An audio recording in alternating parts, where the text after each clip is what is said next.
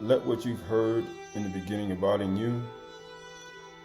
And if what you've heard in the beginning abides in you, you will be in the Father, and you'll be in the Son. You'll be in the Ab and the Ben. When everything was created, when everything he bara, the bayit, the house in the beginning, he formed it a certain way, with certain criteria, with certain beings, with functions, and all things that he prescribed.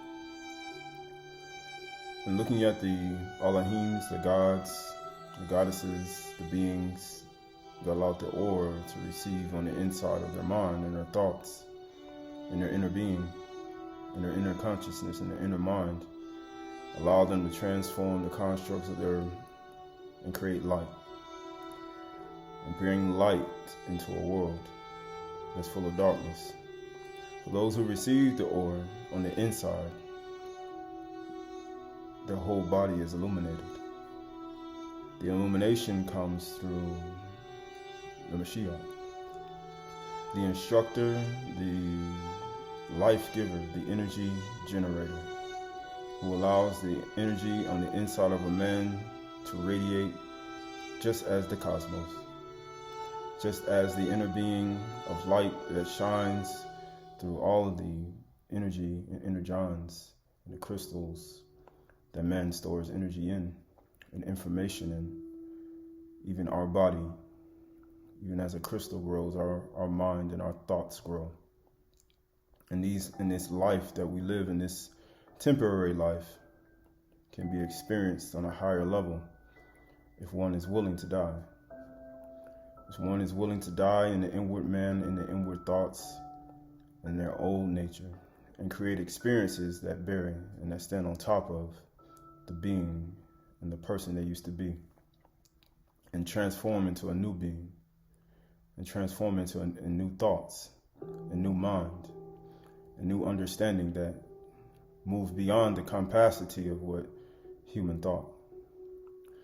Because us as carnal beings, as sentient beings, as beings that are destined for dust, we look to the one who created all things, Yahushua Mashiach, by his kukma, but sent from his father, instructed, even as a child is instructed by his own earthly father, so is Yahushua Mashiach instructed to bring knowledge and understanding and illumination into this world, that love and compassion and humility may reign inside of a man, woman, and child, that love can radiate throughout all beings and all creatures and everything that he's ever created, that the energy may be true, that the love for everyone may be given to everyone. Then we look at ourselves, and we look at our minds, and we look at our thoughts, and we try to hold on to the things that we don't need. And those things that we don't need are the very things we need to let go.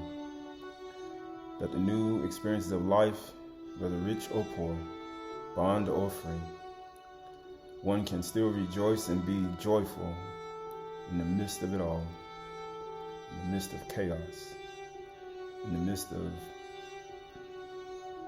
human pictures of you. Because every day we're writing a book, every day we're making a sound, every day we have a heartbeat, and every day that beat and that heart moves. And when that heart and that beat moves, you're creating the sound and vibration of your own life. And let it be something that can be pleasing to Yahuwah, to Yah,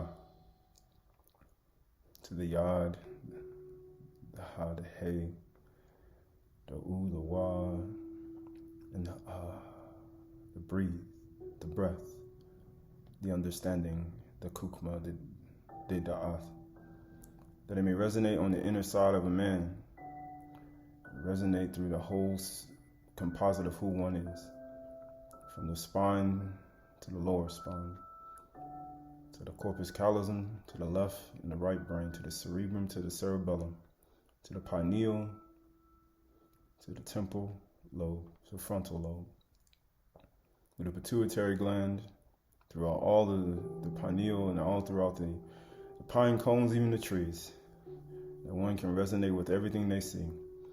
So when one stands on a mountaintop and they see a mountain range, and they see a cloud pass by, and they see the rain fall, just know it's through Kukma and wisdom, knowledge and understanding, that they never dissipate from their orders.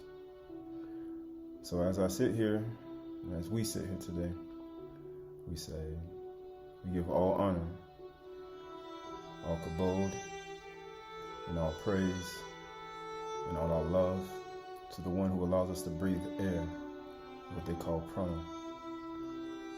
What we call prana, what we call air, what we call breath. The very neshama, the creative intellect of all things. That the love and peace and shalom may resonate throughout your mind. So when one looks at the world, they no longer see it through their two eyes. They experience the world through their inner being. And the vibrations and the frequencies in Yahuwah's Son, Yahushua Mashiach, being exalted.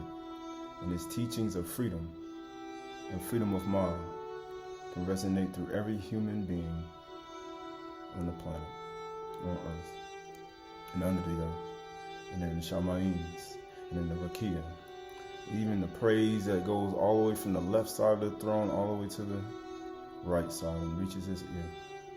That all may give praise to the one who made all things, all gods, all creation, all thought, all kukma and wisdom, and everything belongs to the one who made everything, from every proton, electron, neuron, and quark, to every particle and every chromosome that vibrates when the aura light frequency hits it.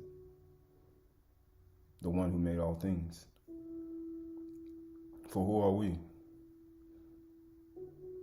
Who are we? We are created in his image. But every child is not a child of faith, of Amunah.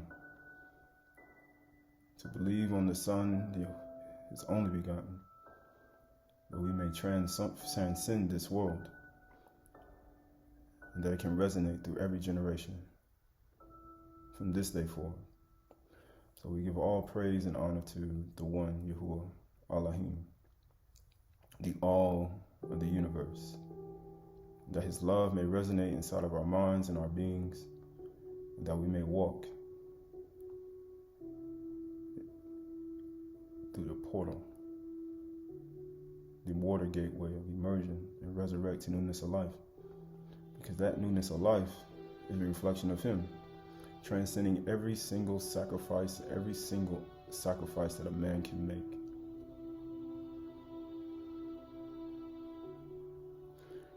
And this day, this yom, we let love live inside for all things and all creatures. So whether you're good or evil, you have an opportunity to do good today. You have an opportunity to do good today, because today is the day of freedom, of salvation. So you'll no longer be a caged bird, or a lion that's captive, or a horse that has burdens on their back, or a camel that has to be burdened to carry things up a hill for somebody who has excess. But you can be free. You can be free in your thoughts. So this day we give all praise to Yahuwah. All praise to Yahuwah and his Son, the instructor, the shepherd, the lover of all creatures, Yahushua Mashiach. So, through our love, through our compassion, we move forward. So this is Kukma Shli Shaluma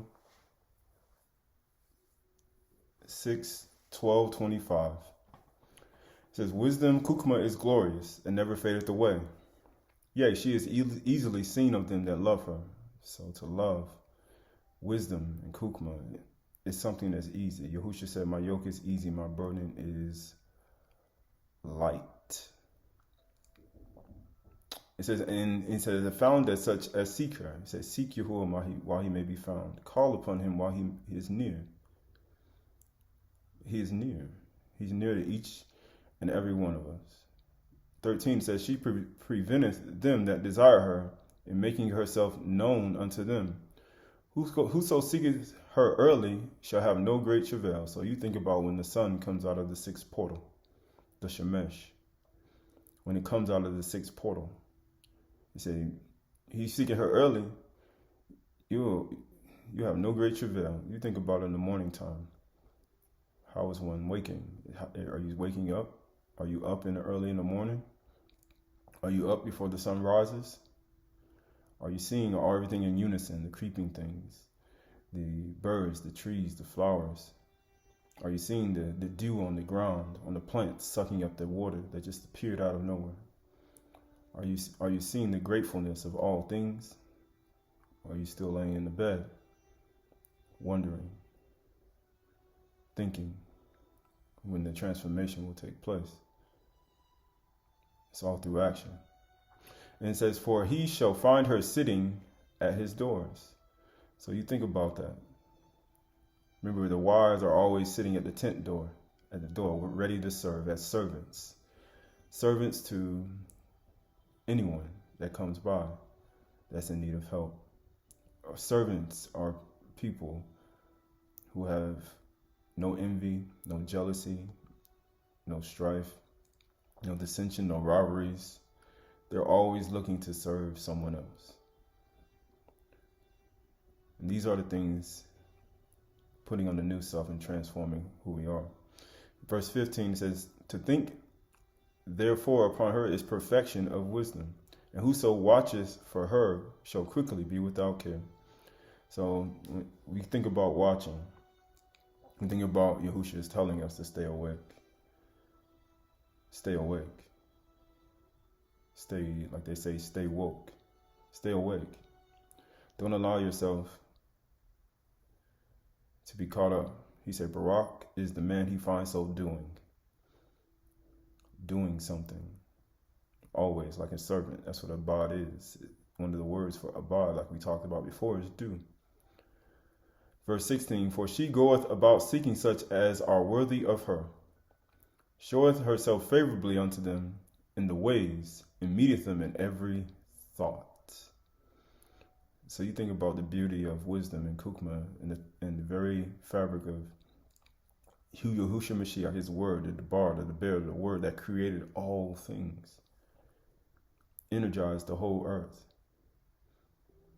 You think about that, meeting you in every thought. What experience in life would that be? Right? So we think about that moving forward into this. So this is Kuhalaf, or Ecclesiastes 7:19. It says, wisdom gives strength to the wise, more than 10 rulers who are in the city. So you think about the transformation of who one is from the inward man. And taking on Kukma, taking on wisdom, taking on understanding, taking on the spherical mind. We look at these aspects of ourselves as that inner man is transformed. You think about 10 rulers who are in the city, or 10 kings giving their authority to one man. Think about how wise one has to be in a world like this. Think about it. Marshally 8:8-11, or Proverbs 8:8-11. It says, all the words of my mouth are righteous, and there is nothing twisted or crooked in them. They are straight to him who understands. We think about straight. It says, and right to those who find knowledge. What are you seeking? It says, take my instructions instead of silver, and knowledge rather than gold, as we talked about before. For Kukma or Kokma, wisdom is better than jewels, and all that you may desire cannot compare with her. So when you think about silver, gold, jewels. That was real wealth in times past.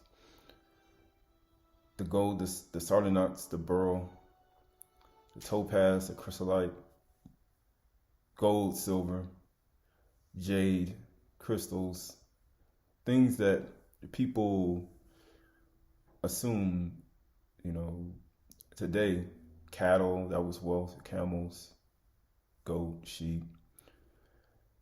We look at a world full of destruction, cutting down trees and destroying the world, to hold a piece of paper in their hand to say that I have money. And after you destroy the world, now you want to move it to a world of unseen wallets. So you think about that. So the word for crooked is ikesh. It means distorted, false, crooked, forward, perverse. So the wisdom, the word that's spoken is not crooked, it's not false, it's not perverse, it's not distorted. It's pure water. The word for straight is nakuak or nakuak. So it's straight.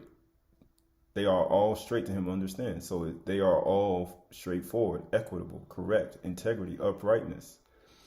So the words of Kukma, wisdom, the word of the bear is straightforward, it's equitable, it increases your value. It increases your enlightenment. It increases who you are. It raises your frequency. It raises your vibrations that you may receive. Because your body is a receiver, your mind is a receiver, your ears taste, your tongues taste, your eyes taste, your nose, your mouth, everything. It says in integrity and uprightness. We think about integrity. What's lacking in the world? What's lacking in our lives? Integrity. We think about integrity. So we look at Psalms 111 and 10, or Tahalim. It says, the fear of Yahuwah is the beginning of wisdom. The fear of Yahuwah is the beginning of Kukma. Why would you not fear someone who can melt a mountain like honey? Why would you not fear someone who can take a metaverse and throw it into another world? Why would you not fear somebody who can change your situation with one word? It says wisdom. It says it's the beginning of wisdom. All those who practice it have a good understanding. When you fear the one with the still small voice, but it's like a rushing wind, it's like many waters. He said, man, you have a good understanding. His praise endures forever. So when you look at Yahuwah, who sits in the highest Shamayim, in the 10th Shamayim, and governs all thrones, principalities, and powers all the way down to the lowest earth, to the center of the earth, not just the surface as well, you start looking at a person, a being, who is not a man, but an energy source. He's literally the source of all things that we see. If you go to a mountaintop and you stand up there and you see how massive those rocks are, and you think about it, he's greater than that. So we think about wisdom, Kukma, more than silver, more than gold. Wisdom is better than jewels. It's stronger than 10 that are in the city, or 10 men who give their strength to one man. So you think about Yahushua Mashiach, the head. He is the head of every house, every man. Moving on to the next. So this is Kukma Shali Shaloma 6:12 through 25. So when we look at wisdom, we look at all these things, we start to understand how important it is. It was important to men in times past. He said, even Jacob in James chapter 5, even the book of Jacob, he said, any man lacks wisdom, or chapter 1, he says, anyone lacks wisdom, let him ask Yahuwah, who gives it to all. But make sure you do it without wavering. Right? So we think about doubt. But it says right here in verse 9, it says, they that put their trust in him shall understand the truth. Right? Understanding the truth, putting your trust in Yahuwah. And such as be faithful in love shall abide with him. So we talked about how Kukma is wisdom is maintained through discipline and love. It shall abide with him, for Khan, grace and mercy is to his Kadashim, his saints, and he hath care for his elect. But the ungodly, unrighteous shall be punished according to their own imaginations, which have neglected the righteous and forsaken Yahuwah. So you think about forsaking the one who created wisdom, knowledge, and understanding, who's the source of all gods, all wisdom out of any being here, and all thought. It says, verse 11 says, for whoso despises wisdom and nurture, he is miserable, or she. Wisdom and nurture, these are the building blocks of who you are. Why would somebody despise Kukma? Why would you despise something that can nurture you and make you a better person? You have to be a miserable individual. If Mashiach be not raised, we all men and women most miserable. He came to set us free. Free from who we are, our appetites, and the things that we hold to. It says, he is miserable, and their hope is vain. Their labor is unfruitful, and their works unprofitable. Right? When you despise Kukman and nurture the wisdom and knowledge and understanding, it says, man, you are a miserable person. A wise saying, the only person who's mad at a wise saying is an enemy. When a wise man hears a wise saying, a wise man adds to the wise saying. The only reason a person is miserable because they don't have nothing to add to. The only reason you don't have nothing to add to is because you despise the wisdom to make you wise, that you may add to a wise saying. It says, and their works unprofitable. He says, and guess what it says? Their wives foolish and their children wicked. Of course, if a man despises wisdom and nurture inside, he has nothing to teach his wives and his children. You have nothing to give them. You have no wisdom to give them. Remember, bring your children up in the fear and discipline of Yahuwah. Right? Why? Because if you have wisdom and knowledge and understanding on the inside, then one is able to teach their wives and children. And guess what? You have a functioning home, mother, father, son, daughter. And your wives won't be foolish, and your children won't be wicked, and your offspring will not be cursed. People want to know how to get out of these things.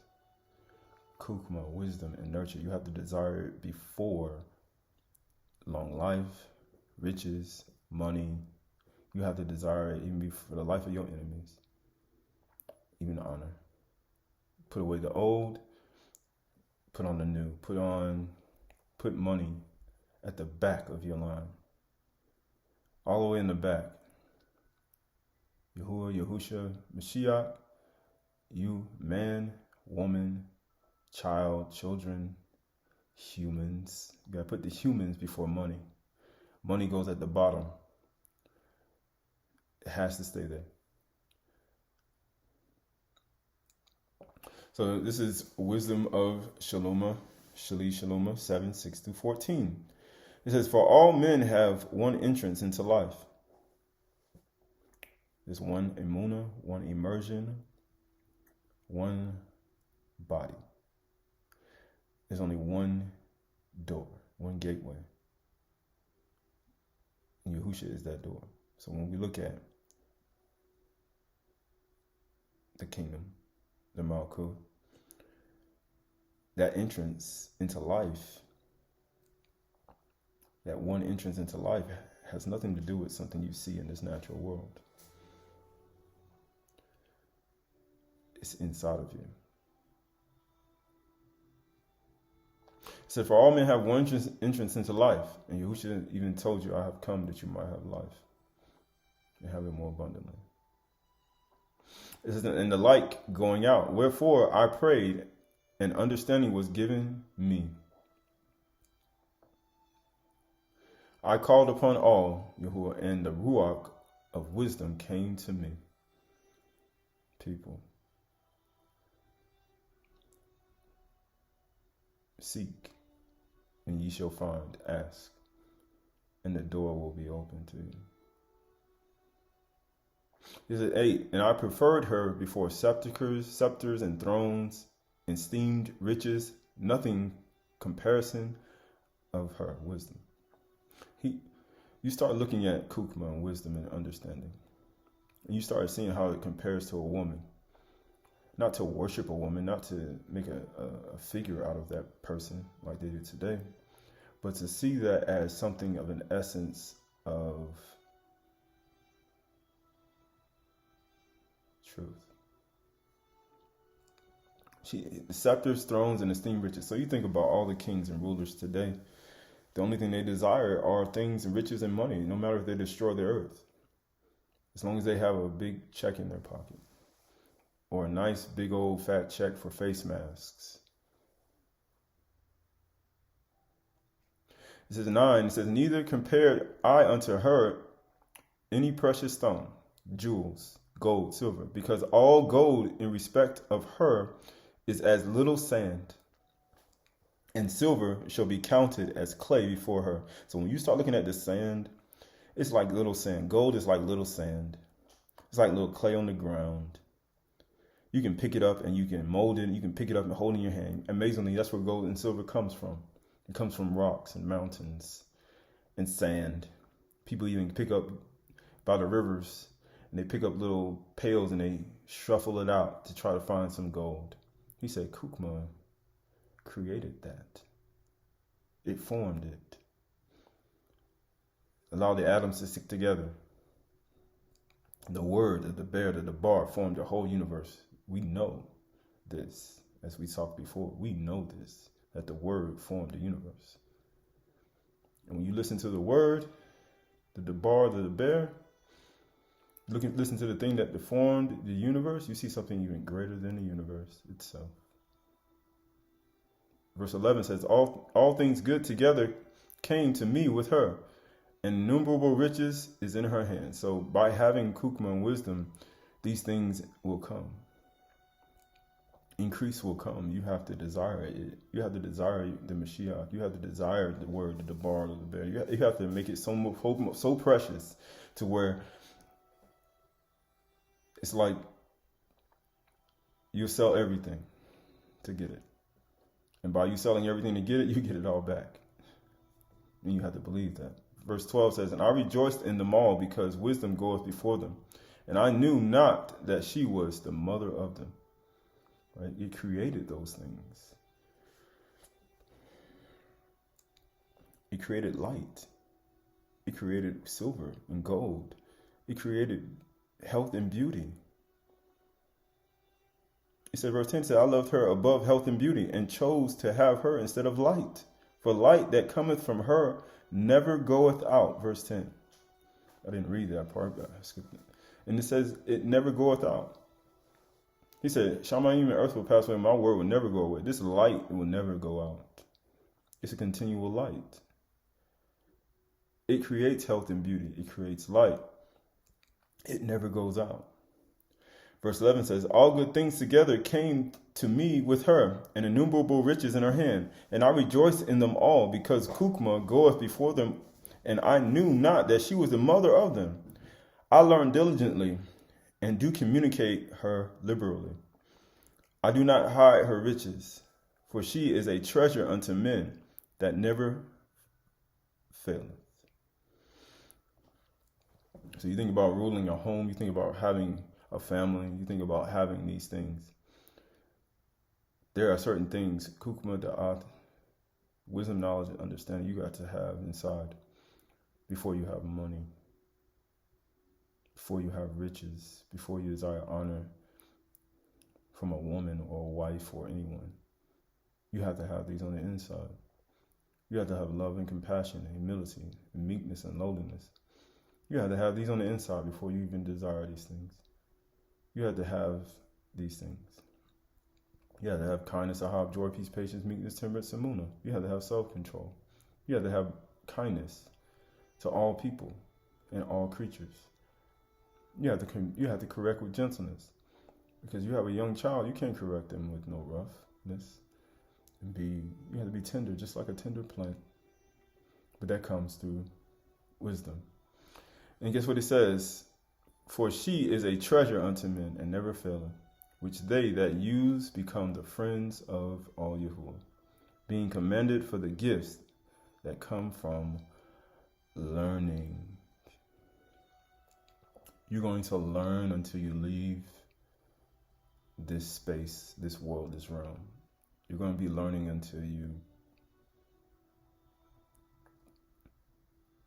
travel from this world. All the way till you die. You will be learning. You even learn to die. Never stop learning. But wisdom creates all of these things. Silver, gold, light, riches, thrones, sepulchres. It is holding through love, discipline, and love. It's stronger than 10 which are in the city. Nothing compares to Yahuwah's word, Yahusha Mashiach, the Deber, the Debar, Kukma, the As, the Na. It's a Qatar, it's how you get to the crown of life. Or Keter, like they say. But love is true. Ahaba, Libe, Fikri, Ahambu, Amor. Love what allows Kokma, wisdom to stay. So, moving on. EU 22 through 30 in the ESV. We read this before. So here we go. It says, agree with all Yahuwah and have peace and shalom. Thereby good will come to you. Agree with him. Can two walk together except they be agreed? Receive instructions from his mouth and lay up his words in your mind, in your heart. If you return to the Almighty Shadi, Yahuwah, you will be built up. You be built up. If you remove injustice far from your tents, we talked about this last time. When you remove the false judgments that you do on yourself, the lies that you tell yourself, the deception and deceit you tell your own mind, once you stop deceiving yourself, you have to remove that from your tent. If you lay gold in the dust and gold of Ophir among the stones of the torrent bed, you put these things aside, then the Almighty Shadi will be your gold and your precious silver. You will be transformed. We look at injustices in the world, but what about the injustices we're doing to ourselves? Even, sometimes, even in my mind, that tries to take hold. You try to lie to yourself and just be deceiving yourself when you have and you know these things can't be. He said, let Yahuwah be your gold and your silver, for then you will delight yourself in the Almighty Shadi and lift up your face to all Yahuwah, which means you're going to lift your face up to the sky. You're going to see all the things he created. You're going to delight yourself in his creation. You're going to delight yourself in the animals. You're going to delight yourself in the oceans, the trees, the flowers, the mountain tops. You're going to climb a tree. You might even do a cartwheel in the field. You might just lay in the field. You'd be delighting yourself in everything he's done as a child, as a yalit, as we spoke about. Humbling yourself like a child, as we did in part 1. Guess what it says? You will make your prayer to him, and he will hear you, and you will pay your vow. Yahuwah's eyes are on the righteous, and ears are open to their prayers. So you start looking at a child. Yahuwah hears his children. When he hears his children out doing things, he sees his children. He protects his children. What he, you think about what he doesn't like when he speaks to you in your mind and in your thoughts, where he has somebody speak to you, and then you don't listen.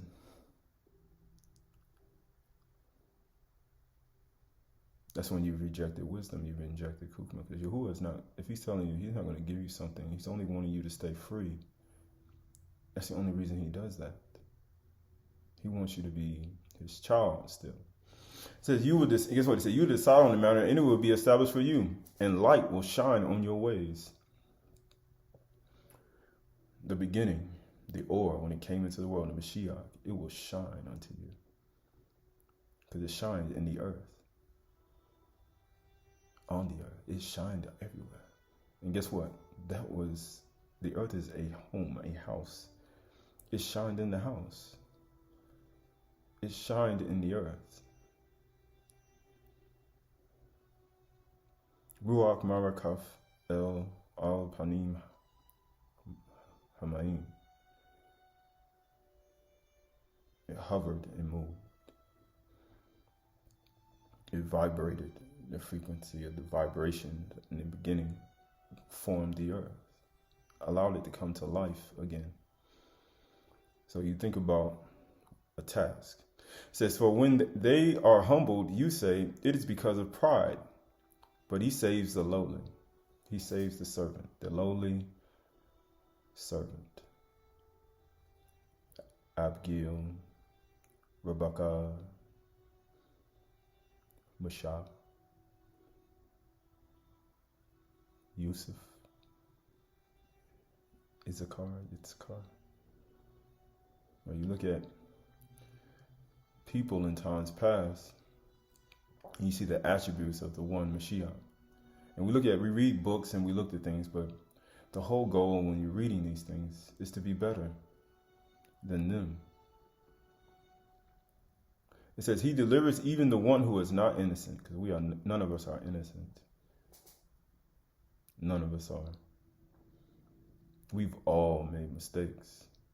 We've all tripped and fell. And you can't tell me that he has never delivered you from nothing, even when you weren't innocent. It says, who will be delivered through the cleanness of your hands? Yahuwah's hands are clean. When he delivers you, everything he does.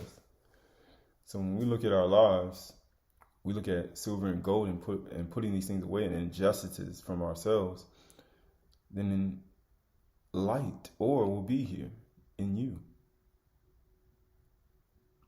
We have to stop lying to ourselves.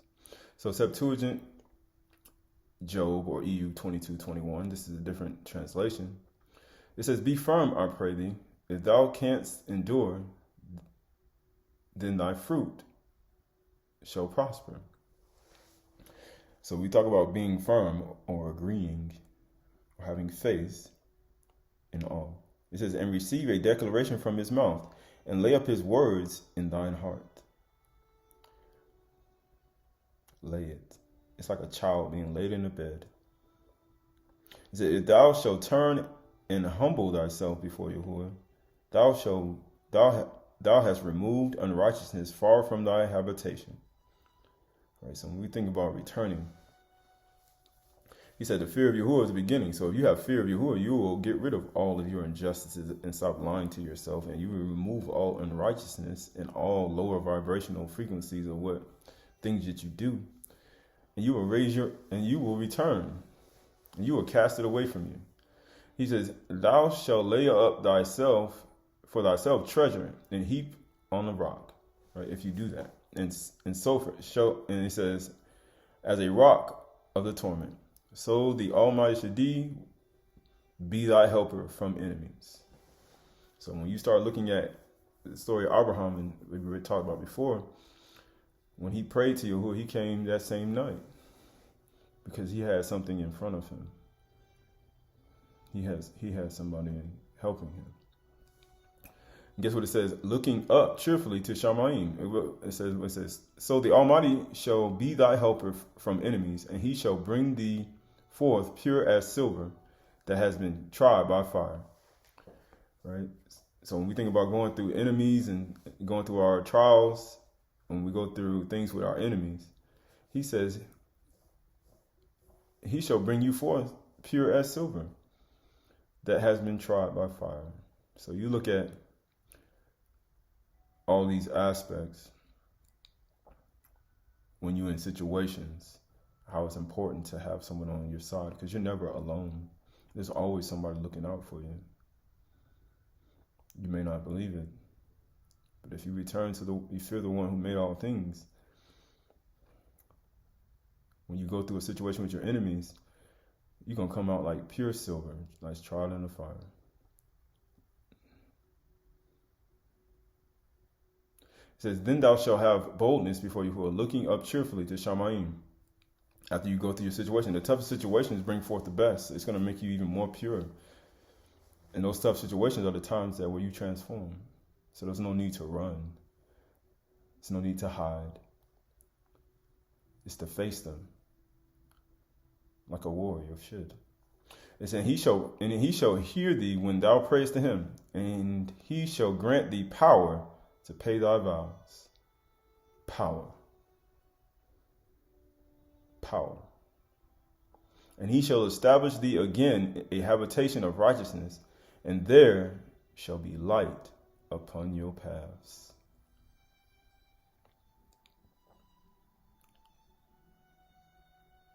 Again, the bar is a word, light unto my lamp unto my feet.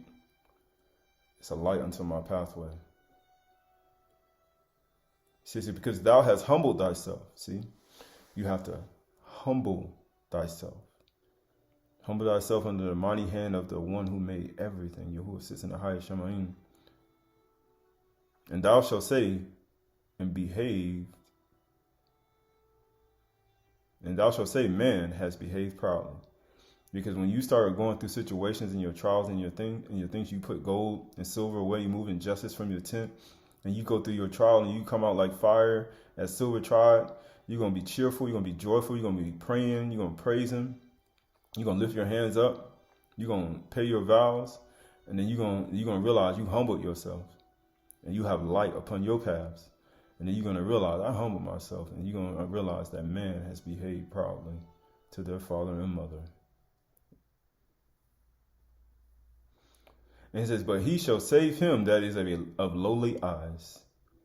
He shall deliver the innocent. And do thou save thyself by thy pure hands. So you look at different translations, transitions over time. Time that eventually will end one day. Whether this world or your life. But then you start understanding the temporary days that we have. So the word for righteousness and justice in the book of Job, is Aul or Aval. They say Avel, but Aul or Aul. So and it says injustice, unrighteousness, wrong, violent deeds of injustice. Injustice of speech, perverseness, unjustness, wickedness, iniquity. Evel or Aul or Abal. It's interesting. You look at the different Evel, and you look at the ayin, the u, the lamed. You have ayin means to see. The u or the wa means secured, right? And then the teacher, it has a lamed, an expert. So when we start looking at injustice and righteousness, and we start removing these for, he says, injustice or unrighteousness from our tents, we start looking at injustice of speech, injustice generally, injustice in everything that we do. Perverseness, violent deeds of injustice. We have to remove these things from our tent. Right? Unrighteousness. Right? Eul. This word for receive or take in Job is lakak, right? Lakak. And it means to take, to fetch, to lay hold, to seize, receive, acquire, bring, marry, take a wife, to snatch, take in hand, take in marriage, to be captured. These are just some things I pointed out. But when you start looking at take my or receive the words or the instructions, right? So when we start looking at this, we start thinking about joining together in a marriage. That's why you see when it talks about wisdom and kukma, it always compares to a companionship. And the companionship leads to, a marriage, or joining together, or to take in the hand, receiving something. Because these are the things that's going to transform oneself. Removing that injustice and unrighteousness, and removing that and putting gold and silver in its proper place, and then injustice in its proper place, and receiving and seizing the moment when you hear the word, when you hear the bar, when you hear him speak to you. You got to seize the moment. You got to take it in marriage. You got to be captured. You got to. It's something that you have to willing to chase. It says fetch. To get it. So when we start looking at these aspects, we start looking at our lives, and we start looking at when Yahuwah speaks. Right? We think about kukma, wisdom, and knowledge, understanding from the beginning. When we think about removing certain things from our lives, and by removing things from our lives, it allows us to take on a new nature. So this is the proper front of John. You can on page 7. Proper front of John. It says, all of a sudden, while I was contemplating these, behold, the heavens, the Shamayims opened, and the whole creation shone with light from above, and the world quaked. So when he said the whole creation shone with light, we start looking at creation itself. He said, I was afraid, yet behold, a little child appeared before me in the light. Humble yourself like a child. You will in no wise never enter the kingdom. A little child appeared before him in light. Amazingly, when we read before, Yahuwah sent his son from the highest Shamayim, just like a father sends his son, a child, and he was a servant. And let's see what happened. And a little child appeared before me in the light, and I continued looking at him, and he became an old man. He shapeshifted. And then he changed again to becoming like a young man, shapeshifted again. I didn't understand what I was seeing, but one likeness had several forms in the light. Look at our lives. We go from a child to an old man to a young man, right? You look at all these aspects of transitions that we make through life. Can you do them all in light? Or you make those transitions in darkness? But one likeness had several forms in light, and those likenesses appeared each through the other, and the vision had 3 forms. And he said to me, Yehukanan, why doubt? Why be afraid? Don't you know this image? Be not afraid. I am always with you. I am the Father, the Mother, the Son. Who is that? Yahuwah, Yahushua Mashiach. Yahuwah who sits in the highest Shamayim. I am the Father and the Mother, the Son. I am incorruptible purity. Purity of mind. Removing these things from our unrighteousness and injustice on ourselves. I have come to teach you about what is and what was and what will be, in order for you to understand the invisible world and the world that is visible and the immovable race of perfect humanity. Immovable race of perfect humanity. It says, raise your head, understand my lessons, share them with any others who have received the Ruach, who are from the immovable race of perfect humanity.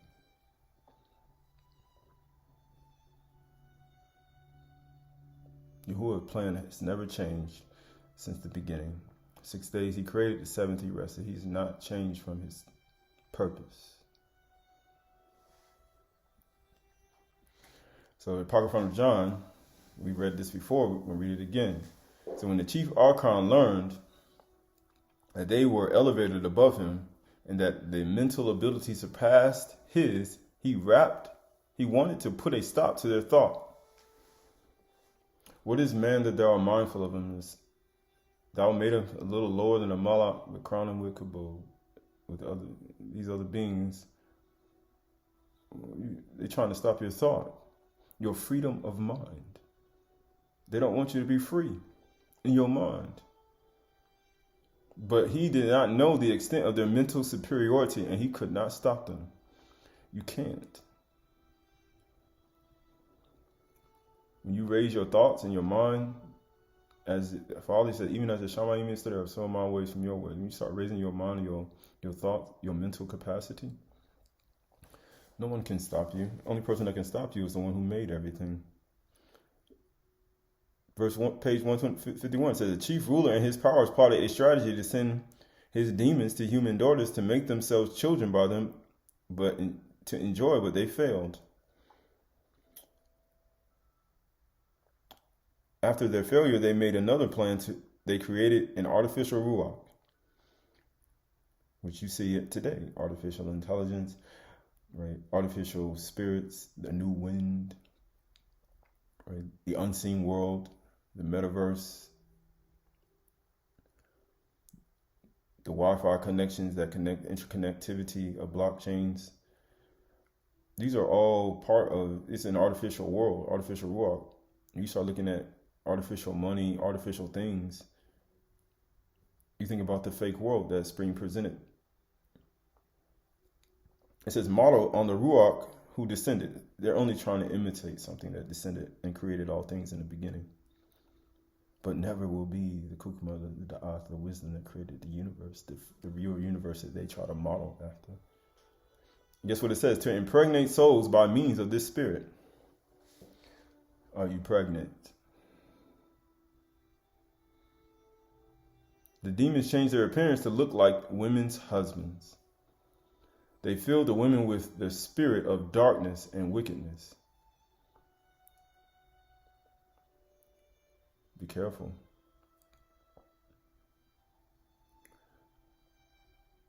So when we start looking at these aspects, we have to pay more attention. We have to be who we need to be. We have to be the children of Yahuwah. You have to be a child of Amunah. You have to take on the light as a Elohim. And you have to be it, because you are waging a battle in this world. And you must and you need to know. No need to be in darkness anymore. It says they brought into being gold and silver, presents and money and iron and other metals and all things of this sort. You see this world today, you see exactly how it goes. Gold, silver, tin, brass, bronze. They got charts for everything. Microchips, burl. They use certain chips in sands in other countries to make phones and everything else. And the people who were attracted were led astray into troubles and were greatly misled and grew old. So if you have gold and silver as your first priority in your money, then you will lose sight of what you need Kukma wisdom for. Yourself, your justice for your wives, your children. Then money and all that is at the bottom. Then this won't happen to you. You won't be led astray into troubles. And the next one says, experiencing no pleasure and died. So when you start looking at it, it says, finding no truth. Never knowing the true Elohim, the true Al Yahuwah. You'll find no truth in that mindset. You have to put these things down at the bottom. This is the way that they enslaved all creation from the foundation of the world until now. Now you see, this is what they've done. This is what they've done. Are you enslaved? Again, are you enslaved? I said it in the last time. Are you enslaved? If so, remember, we got to remove injustice from our mind. We can't be lying to ourselves. If you are enslaved, then you need to put gold and silver down, and you need to move injustice out of your tent, and you need to seek truth. And put these things at the bottom.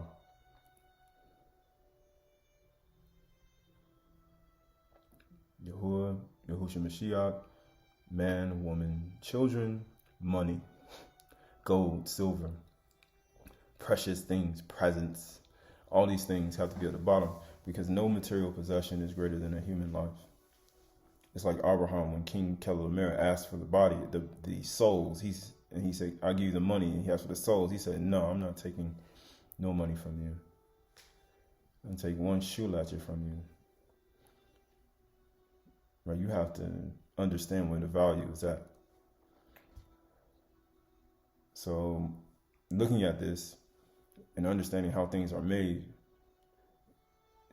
we always start with wisdom and kukma. Why? Because this is the building block. This is the starting point. Understanding your essence, understanding being a servant, understanding to humble yourself like a child, understanding to do and to continually do and to walk as a servant.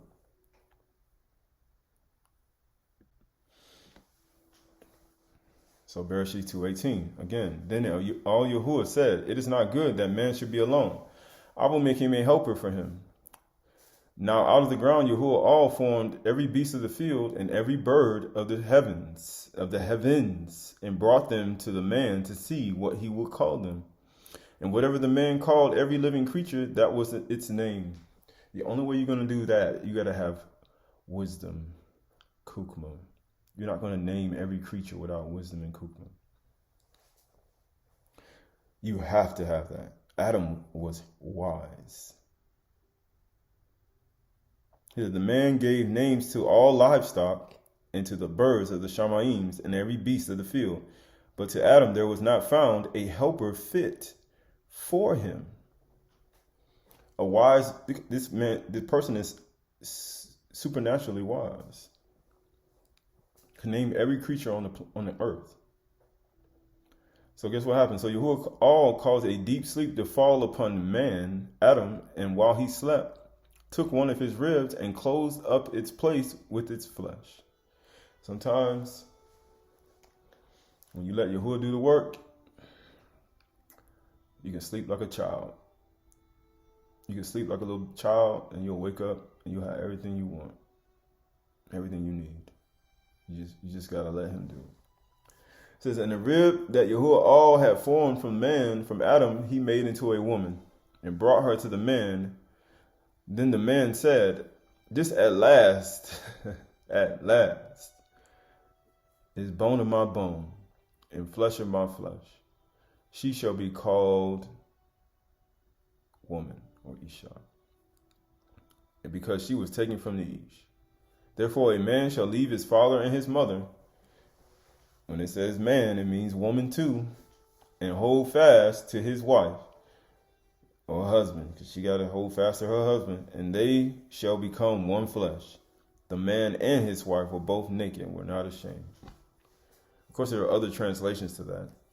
Of course, that was from the ESV, but there are many translations to that. But you see the kukma and wisdom that was in Adam, you can see her taken out from that wisdom, and you can see that wisdom is now in her as well. So both man and Isha were both wise. You need wisdom, people. Man, woman. So you can teach your children wisdom and kukma. That's the only way they're going to be wise. You have to be wise.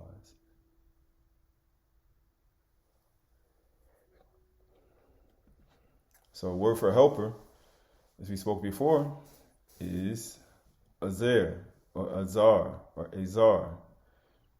Right? And it says, help, succor, one who helps. Aid, help, helper. These are one of the attributes of what we call the true people. A helper, succor. And then when you look at the way it's spelled, of course, in the man's wisdom, you got the ayin, the zen, the zan, and the rash. It means see and cut for the chief, for the head. That's what she's supposed to be in the garden, a nazar. Take care of the tender plants, to prune the trees, to take care of the animals, to water the animals, to give them drink from them, to take care of the plants, the tender plants. Be gentle and meek and lowly. Don't be rough. You're in Yahuwah's garden. And you got some weeds, but these are the attributes. He says there were not found a helper, a helpmeet fit for him. Right. So the word for a rib, he took one of his ribs, right? One rib, right? Salah, it means a rib beam of a hill, a ridge, right? You think about a hillside, you think about a ridge. All these are part of a mountain range. A mountain range, mountains, side chambers or cells. We look at cells, cell nucleus, cell membranes, oxygenated blood that flows from the heart, oxygenated blood flows from the heart and the right ventricles. Like we look at the cells and the cell membranes and how each cell form and move, RNAs and DNA, and all these things move throughout the body. The capillaries and all the different blood vessels that move these things throughout. Right? This rib is a part of the body. It says leaves of door, side of an ark, a rib, right? It says a timber, a leaf. Like this rib creates healing. It's life. It's a part of something. It's a part of him. A rib, a part of a ridge, of a mountainside, part of a structure, part of a body. One body. Salah or Selah.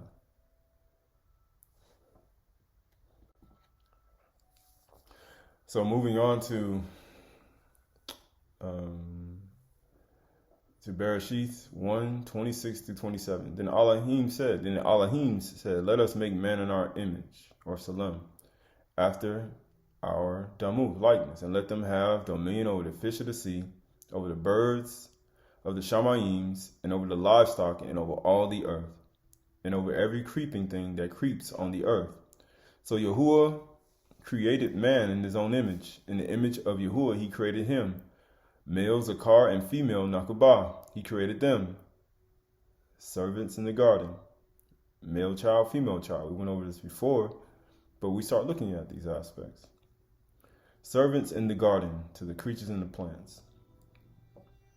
He created them to be that. That's what an authoritative figure is. Let the greatest among you become a servant. And the leader, let the greatest among you become as the youngest, and the leader as one who serves. They put an authority and dominion in the garden. They're supposed to be as one who serves. The livestock, the earth, and the authority. The authority is supposed to serve the animals, the male child, the female child, the creatures, just like a mother, father, the sons and daughters. So then Bereshith 1:28-31. And all Yahuwah baraked them, so he blessed them. And Yahuwah said, be fruitful and multiply and fill the earth and subdue it, and have dominion over the fish of the sea, over the birds of the heavens, and over every living thing that moves on the earth. So that's everything, creeping things, anything you see.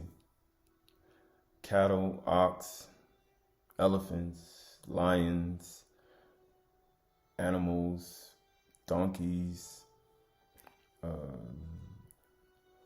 roe, deer, condors.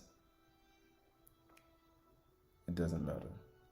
Camels, sheep, goats, cows, whether they have pointed horns or no horns. Rule over all these creatures. Sharks, whales, everything. It says, and all Yahuwah said, Behold, I have given every plant yielding seed that is on the face of the earth, and every tree with seed in its fruits, with seed in its fruit. Ye shall have them for food. It says, and to every beast of the earth, and to every bird of the Shamaim, and to everything that creeps on the earth, everything that has the breath of life, I have given every plant for food. And it was so. And all Yahuwah saw everything that he had made. Yahuwah, he had made every plant yielding seed, right? He gave that for food, not these seedless fruits. He made seeded fruits. And behold, it was very good. Yes, fruits and plants are very, very good for you. And there was evening and there was morning, 6 or Shashi Yum. These things are very good. When he made everything, it was very good. And that's the way he made it.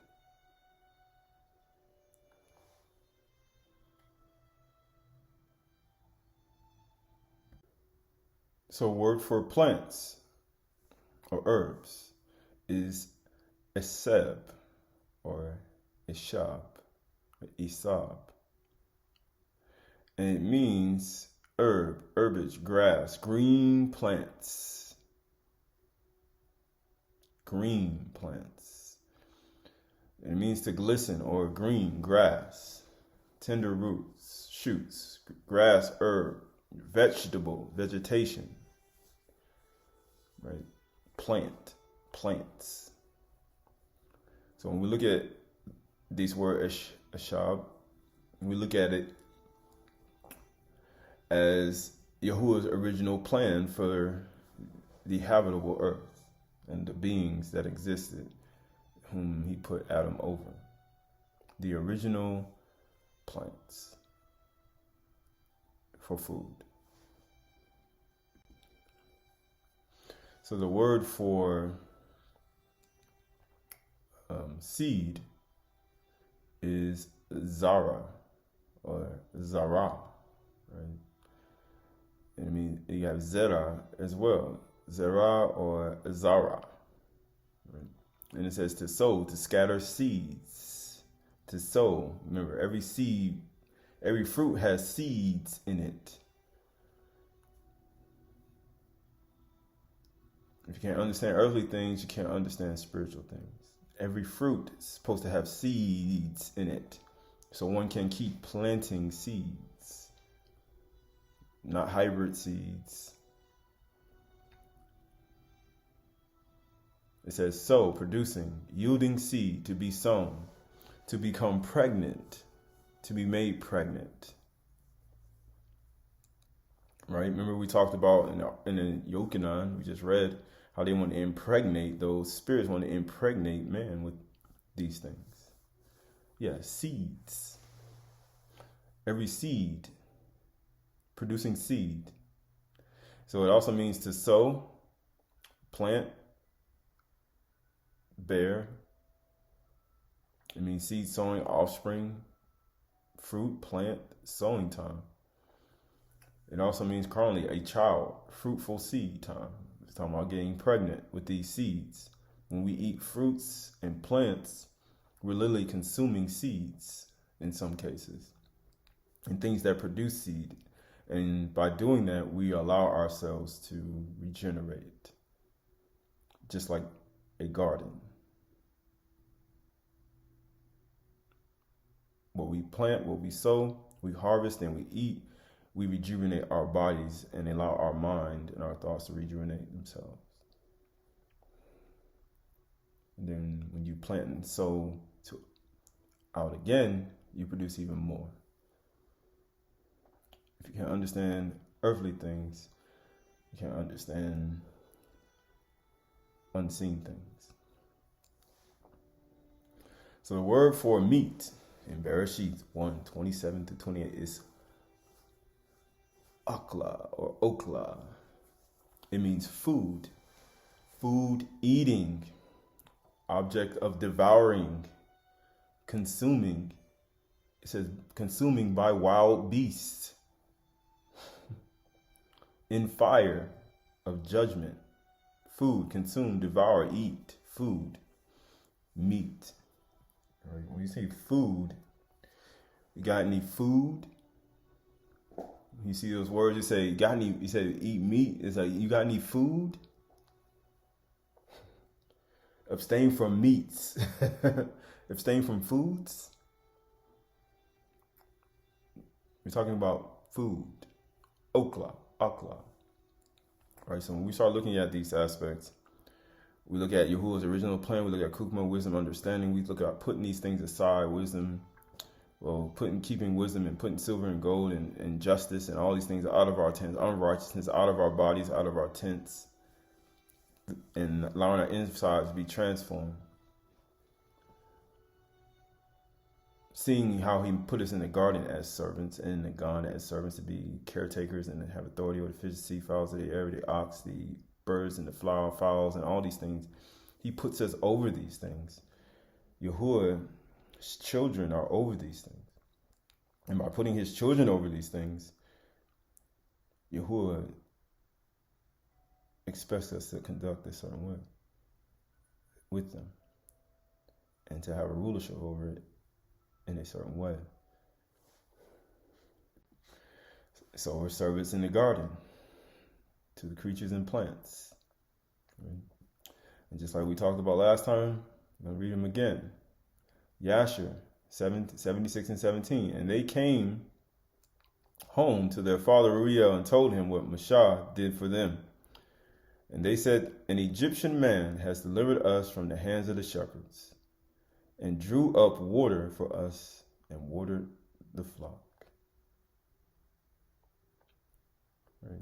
So he drew up water for the women, he got the shepherds away, and he watered the flock that they were shepherding, the women.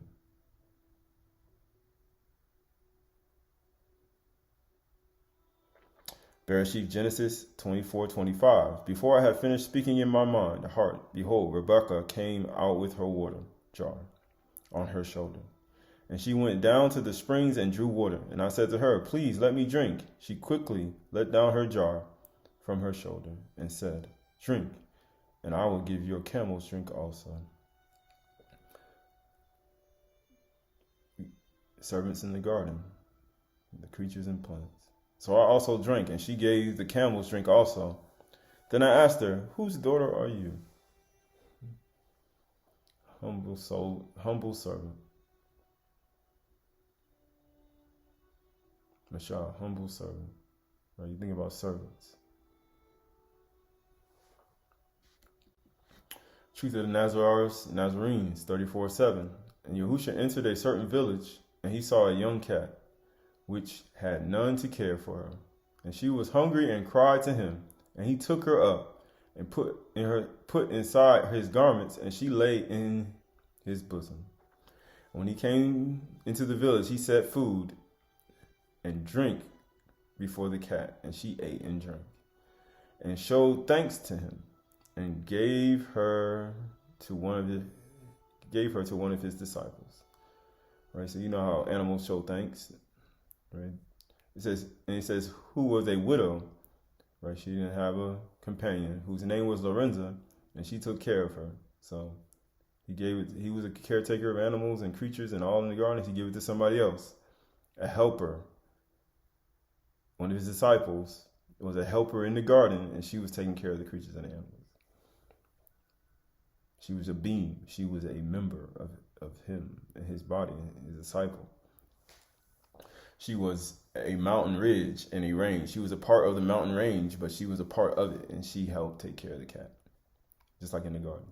And some of the people said, this man cares for all creatures. Yes, why would he not? He is created in Yahuwah's image and likeness. He has authority to fish, sea fowls, every creeping thing, all the cattle, everything.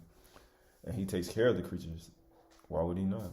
And he said to them, verily, these are your fellow creatures, and of the great household of Yahuwah, all the Creator. Yea, they are your brethren and your sisters. have the same breath of life in the eternal. And whatsoever cares for one of these least of these, and gives it food and drink in its need, the same does it to me. So you take care of animals and creatures, you'll do it to Yahushua Mashiach. You persecute and you hurt animals, you do it to Yahushua Mashiach. Because he created everything. And whoso willingly suffers one of these to be in want and defends it not when cruelly treated, so you ain't going to defend it, suffers the evil as done unto me. So you're going to suffer for that. He says, for as you have done in this life, so shall it be done to you in the life to come. So what does it teach you? It teaches a man or woman to be wise and to love and treat all creatures and help and be gentle, meek, and lowly and be servants in the garden. And it'll teach you how to do unto others as you have them do unto you.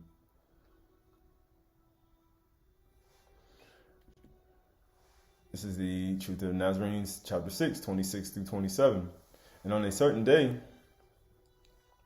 as he was passing by a mountainside near the desert, you know, a mountainside is that's like a ridge, like we was reading, a ridge or a hillside. Near the desert, there met he a lion and many men who pursuing him with stones and javelins to slay him.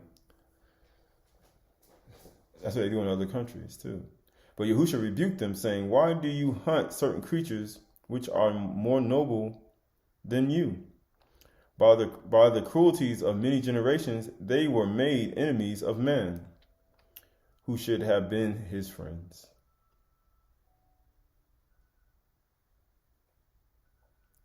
Cause and effect. If the power of the Almighty Yahuwah is shown in them, so also is shown his long suffering and compassion. Cease to persecute these creatures who desire not to harm you. Just like any other animal.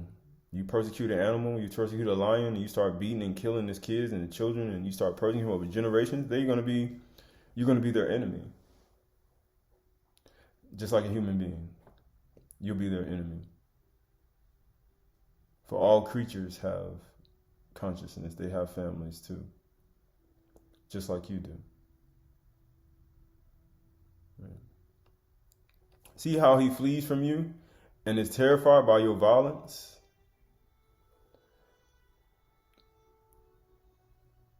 And the lion came and laid at the feet of Yahushua and showed love to him.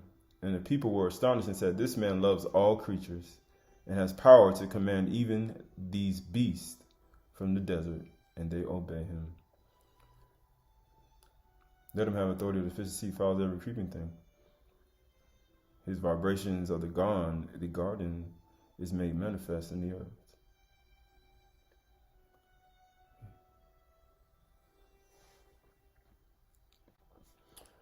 So this is the truth of the Kedush 12, or the Holy 12, Lection 42, 4 through 7. It says, for have you not read that all who made them at the beginning made them male and female? And said, for this cause shall a man or a woman leave father and mother, and shall cleave to his wife or her husband, and they twain shall be one flesh. Wherefore there are no more twain, but one flesh. What therefore all has joined together, let no man put asunder. They said unto him, why did Moses then command to give a writing of divorcement? Now, we talked about this last time, right? He said unto them, Moshe, because of the hardness of your hearts, your stony heart, suffered you to put away your wives, even as he permitted you to eat flesh for many causes. But from the beginning, it was not so. It was not so. We just read every plant yielding seed is for food. It's for consumption. And even for the animals, every plant, green plant, is for food. It's for consumption. Okla.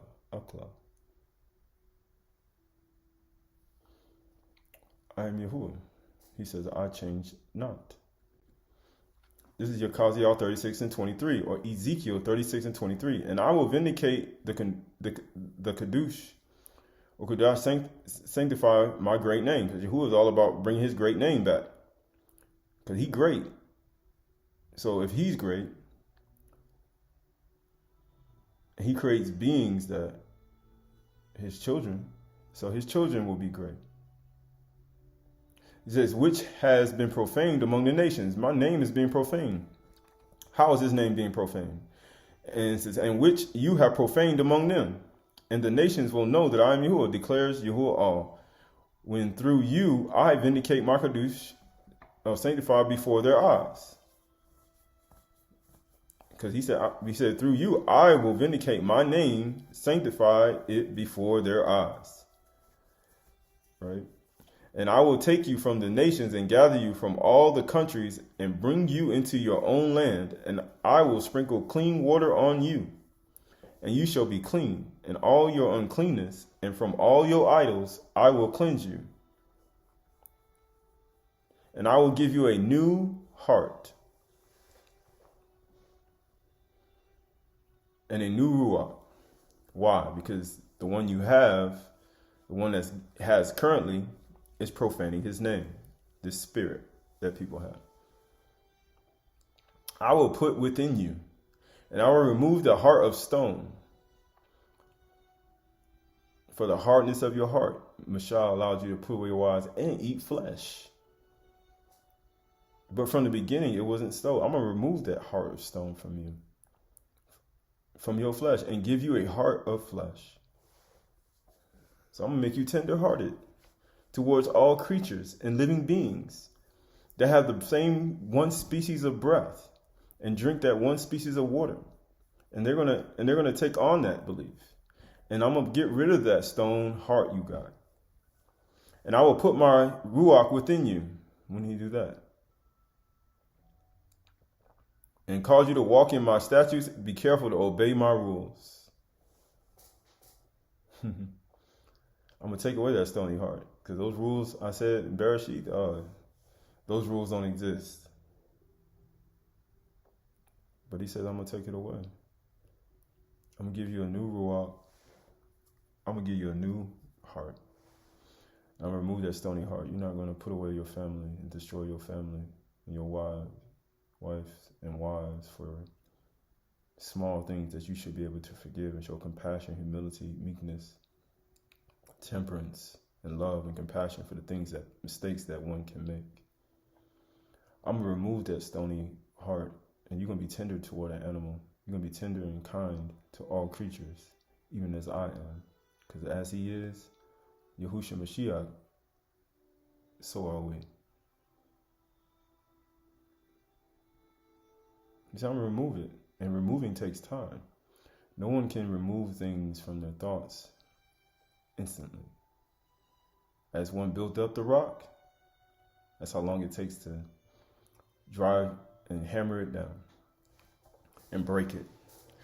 You talk to people who talk about excavating land, and then they talk about removing rocks from certain areas, and they have to bring in a jackhammer. It costs so much money, expensive, and it takes even longer to finish the clearing of the dirt and the dead trees and the things that are on the land, because the rocks are there. And you think about the stony hearts that we have. And how long have we had this stony heart? He's steady been hammering at our heart, and it's just so hard to break.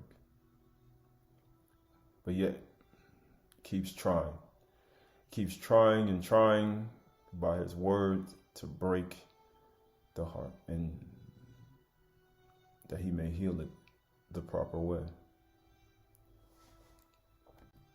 So this is Enoch, first Enoch, chapter 1, section 1. It says, the blessing of Enoch, which he blessed the elect and the righteous, who will be present on the day of tribulation at the time of the removal of all unrighteous ones.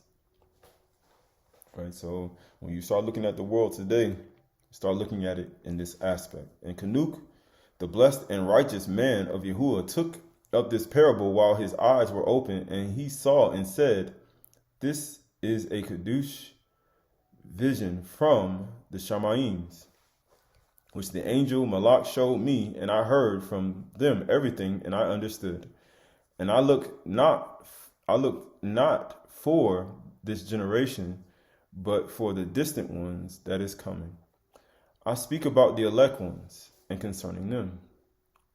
And I took up a parable, saying, the all of the universe, the Kadush great one, will come forth from his dwelling, and from there he will march upon Mount Sinai and appear in his camp, emerging from Shamayim with a mighty power. And everyone shall be afraid, and watchers quiver. And great fear and trembling shall seize them unto the ends of the earth. Mountains and high places will fall down and be frightened, and the high hills shall be made low, and they shall melt like a honeycomb before the flame." The fear of Yahuwah is the beginning of wisdom. You ever seen a mountain melt like a honeycomb?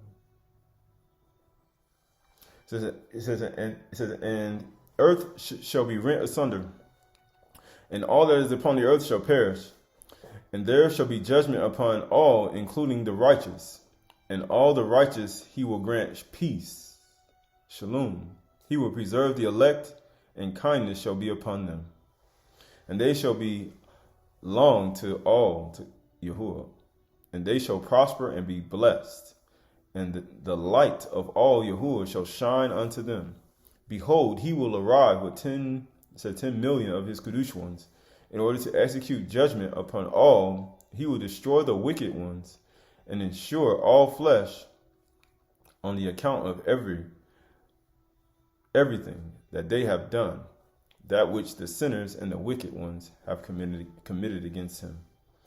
So when you look at him coming, and you start looking at these aspects, you have to start looking at oneself within. Verse 2 says, "Examine all the activities which take place in the sky, and how they do not alter their ways, and examine the luminaries of the heaven," right? Of the Shamayim, of the ethers, of the etherific Shamayim. How each one of them rises and sets. How many times have you done that? Each one is systematic according to its receptive seasons. And they do not divert from their appointed order.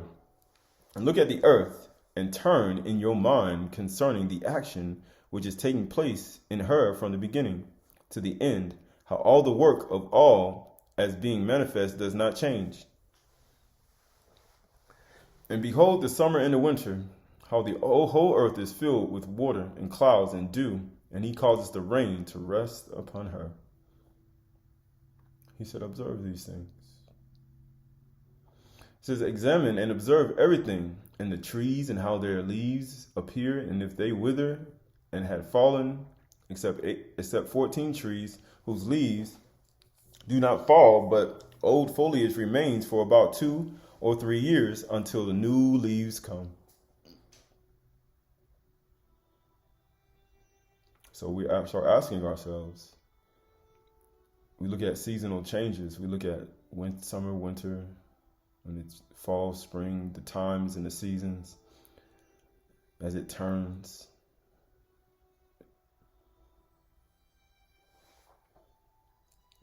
So verse 4, it says, and examine the days of summer, and how the heat of the sun is upon the earth and dominates her.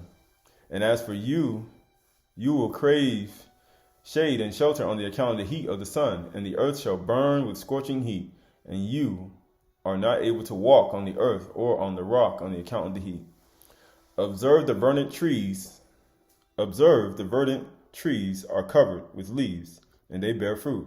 Pay attention concerning all things, and know in what manner he fashioned them, and all of them belong to him. How did he fashion them? He fashioned them with kukma and wisdom. And all of it belongs to him who lives forever. His work proceeds and progresses from year to year, and all his works prosper and obeys him, and it does not change, but everything functions in the way in which all has ordered it. And look at the seas. They do not part. They fulfill all their duties. But as for you, you have not been long-suffering, and you have not done the commandments of Yahuwah, but you have transgressed and spoken slanderously, grave and harsh words with impure mouths against his greatness. He's talking about Yahuwah's greatness. He is great. His majesty. Start saying that, majesty, your majesty. Like he's great. And guess what it says after that? Oh, you hard-hearted. Isn't that what Ezekiel said? I'm going to take that stony heart from you and give you a heart of flesh. He said, for the hardness of your heart. He said, what? Mashah told you to be put away wives. From the beginning, it was not so. Your wives, you got multiple wives, you got all these women, but then you put them all away. You steal somebody's virginity and you put them away. No. Make a commitment and learn how to love and forgive and show compassion. Get wisdom, knowledge, and understanding before you even do these things. Because that's what's lacking. And he also said, for the hardness of your heart, he wrote you, said you can permit you to eat flesh. But from the beginning, it was not so. Just like Enoch said, oh, you hard-hearted, you have not obeyed nothing I told you to do. And you spoke in harsh words with your impure mouths against my greatness.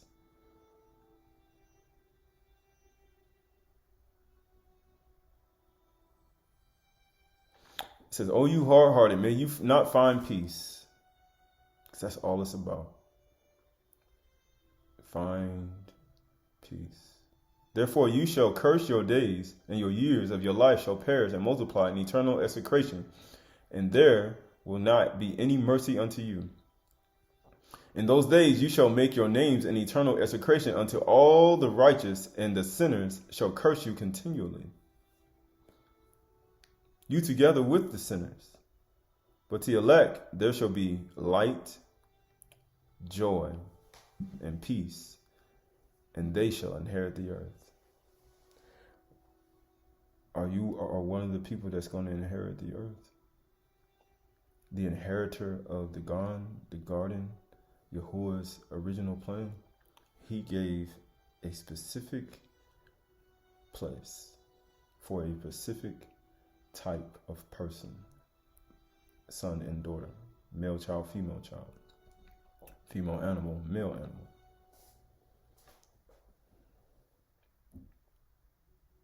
And amazingly, it says right here, unto all the righteous, and the sinners shall curse you continually, you together with the sinners. When Yahushua was on the cross, on the stake, he was in between two sinners, two thieves. He was in the middle, and they can curse them continually while he was up there. He said, but to the elect, there shall be light, joy, and shalom, peace, and shall inherit the earth. He said, the meek shall inherit the earth. Kind to everything, all creatures. Oh, you hard-hearted person, you people. Why are you so hard-hearted towards human, towards an animal, towards his creatures, towards his commandments? Why are you hard-hearted towards your wife, towards your husband, towards your children? Why are you cursing your children? Why are you cursing your husband? Why you don't have no love, compassion, meekness, gentleness, kindness, ahab, joy, peace, patience, meekness, temperance, amuna, brotherly kindness? Why are you not thinking on those things that are lovely and pure and excellent and virtue and morals and praise? Why are you not thinking on higher vibrational frequencies that's inside, the energy composite of who you are, the love and compassion, the ahab that comes from the inward man, the light that resonates throughout as the cosmos and the stars and the luminaries, even as the moon shines in the above the earth, the earth, right? Then you have the sun, who's 7 times brighter than the moon. Then you have the son of Yahuwah, who is 7 times brighter than the sun. Then you have Yahuwah is 10,000 times brighter than the sun, Yahushua Mashiach. The meek shall inherit the earth.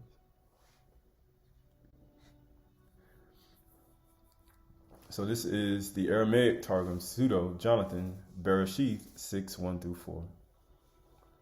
So we see all these things transpiring. We see the book of Canuk and the removal of certain people and understanding how this world will be. We understand what is taking place. It says, when the children of men began to multiply on the face of the earth, and beautiful daughters were born to them, the sons of the great ones saw that the daughters of men were beautiful. And they painted their eyes and put on rouge. That's what it says. And walked about with naked flesh. And they conceived lustful thoughts.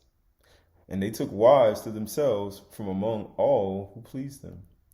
Yahuwah said in his Memra, none of the evil generations that are arise in the future will be judged according to the order of judgment applied to the generation of the flood, that is to be destroyed and wiped out from the world. Did not I put my Kadush Ruach in them that they might perform good deeds?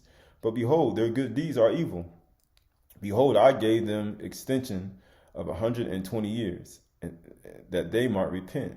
But they have not done so. And Shemjaza and Azazel fell from Shamayim and were on the earth in those days. And after the sons of the great ones had gone into the daughters of men who bore them children, these are called the heroes of old, the men of renown. Right, so when you look at this aspect, you start seeing these things transpiring. We start understanding why it's important to understand what's going on. Just like we read in the Apocrypha of John, it said they transformed into their husbands. And when you see beautiful daughters, and they went into these daughters, you understand they were married women.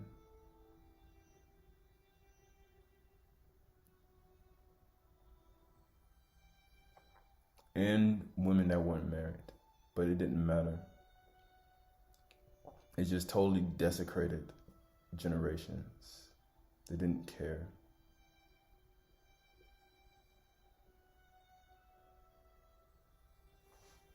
But didn't he not put out his Ruach in us to do good deeds, to perform good deeds with it? Shemjaza and Azazel fell from Shamayim, they were on the earth. What times are we living in? So this is 2 Peter, or Bith Kaf 2 and 4 from the Aramaic Bible.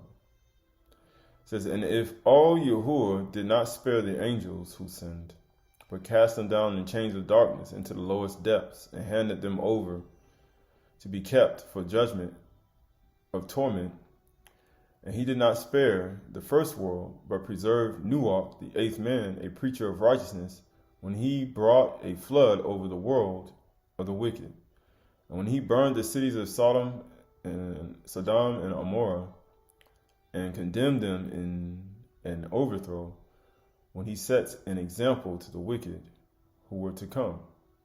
Right, so when you start looking at Nuach, the eighth man, a preacher of righteousness, during that time, we just read with Shemjaza and Azazel was in the earth, we start to understand what Yahuwah was trying to do when he first created man.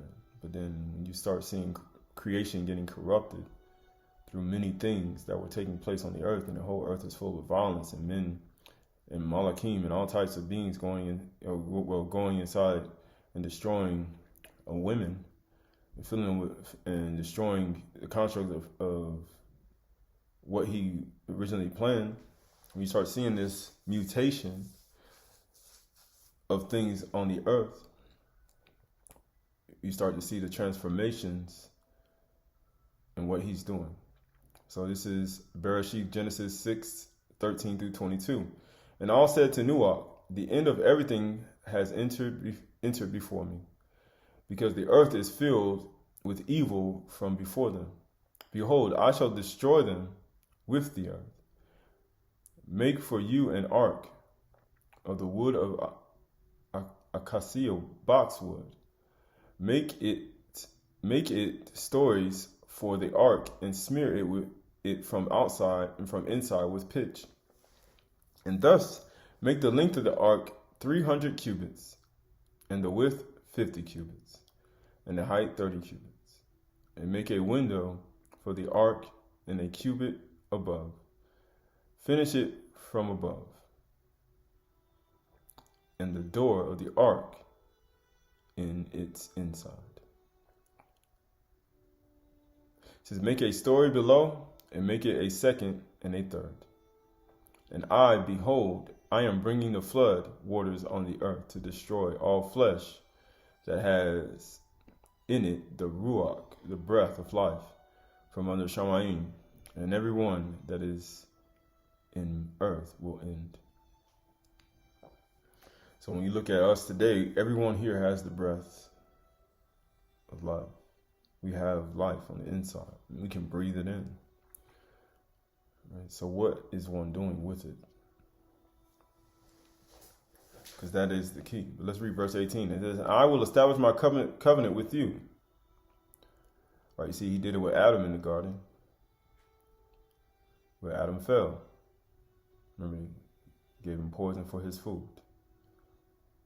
But he said, now I'm going to do it with you. It says, and you will enter the ark, and you and your sons and your wife and your wives and your sons with you, and two of everything that lives of all flesh. Bring to the ark to say with you. They shall be male and female, from the bird with its kind, and from the beast with its kind, and from every creeping thing of the earth with its kind. Right? That's the same thing he gave Adam. Yahuwah is going to still continue his plan. That's the same thing he did with Adam. Have authority to fish, sea, fowls, of every creeping thing, and all these things. 2 by 2 of every one. It says, they shall enter with you into the ark, to the ark. And you shall take for yourselves from every food that is eaten, and gather to yourselves, and it will be yours and their food, and theirs for food. Right? And Noach did all that all Yahuwah commanded him. In this way he did. So you can see how Yahuwah said all the things, all the animals and the tree and the things that I made, the bird, the beast, creeping things, 2 by 2 of every one, they shall enter the ark, you with you in the ark. And he said,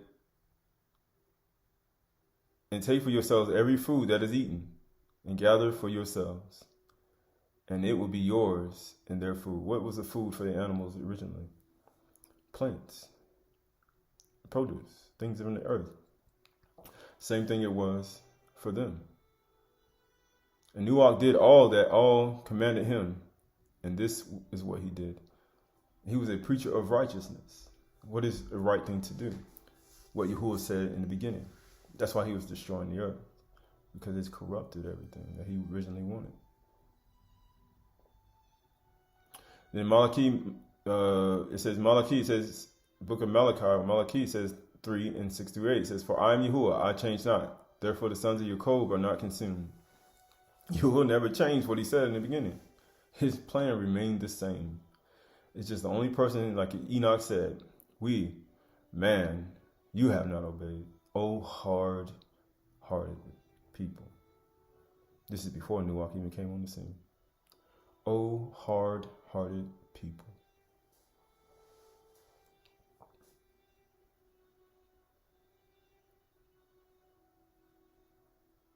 So we look at our hearts and our minds and we say, how hard are we? Even today. But when you start looking at him having the plants, he said, get plants for the animals, for the creatures of the earth that I created. I gave them plants for food, just like I gave Adam and Ka'ua, the man and the woman, plants for food. And I gave the animals plants for food, and every green herb, and all the things for food. And I gave it to them. Amazing how insects eat plants too, and creeping things. Everything. So he hasn't changed, right? So this is Bereshit 15-7. So now we're going to go through and see how Yahuwah has been trying to put a stop to a lot of things since the beginning. Okay, we didn't get into in depth with Enoch, but we're just going to go through. Bereshit 15-7. And he said to them, I am Yahuwah who brought you out of Ur of the Chaldees to give you this land to possess. But he said, all Yahuwah, all, how am I to know that I shall possess it? He said to him, bring me an heifer 3 years old, a female goat 3 years old, a ram 3 years old, turtle doves, and a young pigeon. So that's all Yahuwah said. He said, just bring me that.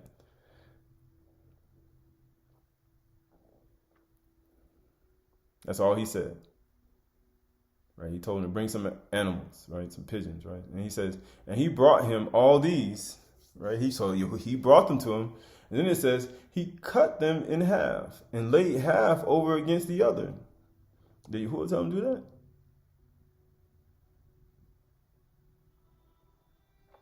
And it says, but he did not cut the birds in half. And when the birds of prey came down to the carcass, Abraham drove them away.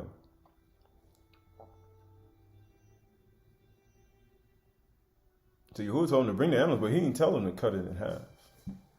He did that on his own. Here we go, Bereshit 22:9.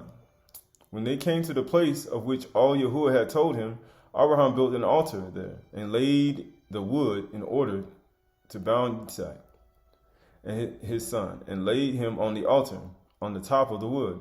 Then Abraham reached out his hand and took the knife to slaughter his son. But the Malach Yahuwah called to him from Shamayim and said, Abraham, Abraham. He said, here am I. He said, do not lay your hand on the boy or do anything to him. For now I know that you fear all, seeing that you have not withheld your son, your only son, from me. So Malach came down and told him, no, I know you believe. I know you believe. He said, do your son no harm. He knew that he feared Yahuwah, because the fear of Yahuwah is the beginning of wisdom. And then guess what happened? And Abraham lifted up his eyes and looked, behold, behind him a ram caught in the thickets by the horns. And Abraham went and took the ram and offered it up as a burnt offering instead of his son. Did Yahuwah tell him to do that? Was he told to do that? No, he did it on his own. So it's 1 Shemuel 15:17. And Shemuel said, though you are little in your own eyes, are you not the head of the tribe of Yasharal? Yahuwah anointed you Malach, king over Yasharal, and Yahuwah sent you on a mission and said, go devote to the destruction the sinners of the Amalekites and fight against them until they are consumed. Why then did you not obey the voice of Yahuwah? Why did you pounce on the spoil and do what was evil in the sight of Yahuwah? And Saul said to Shemuel, I have obeyed the voice of Yahuwah. I have gone on the mission on which Yahuwah sent me. I have brought back Agag, the king of Amalekites, and I devoted the Amalekites to destruction. But the people took the spoil, sheep and oxen, the best of the things devoted to destruction, to sacrifice to Yahuwah your all in Gilgal.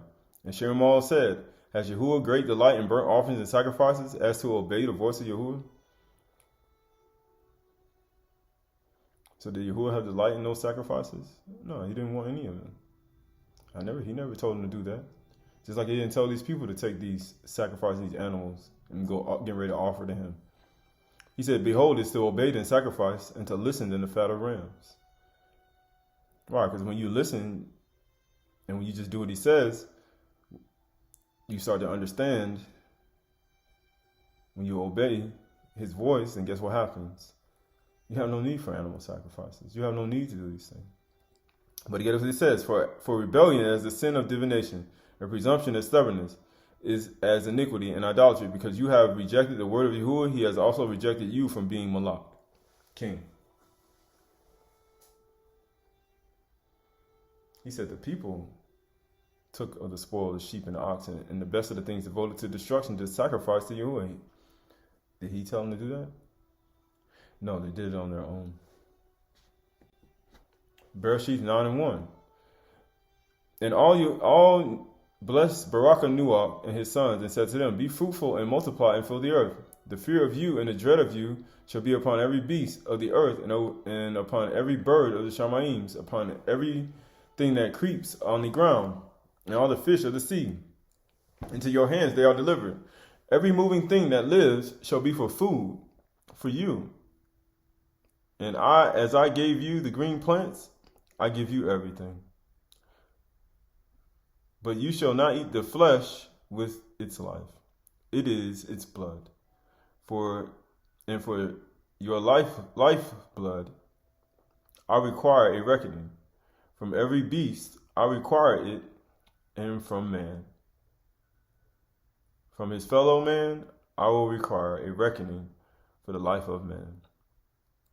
Whoever sheds blood of man, by man shall his blood be shed.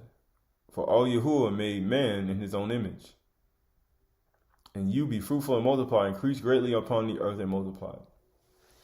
So when you read this, in Bereshit chapter 9, Yahuwah said, as I give you the plans, I give you everything. Right? So when we start looking at it, most people would say that's what Yahuwah wanted, to give you everything to eat. Was that his original plan?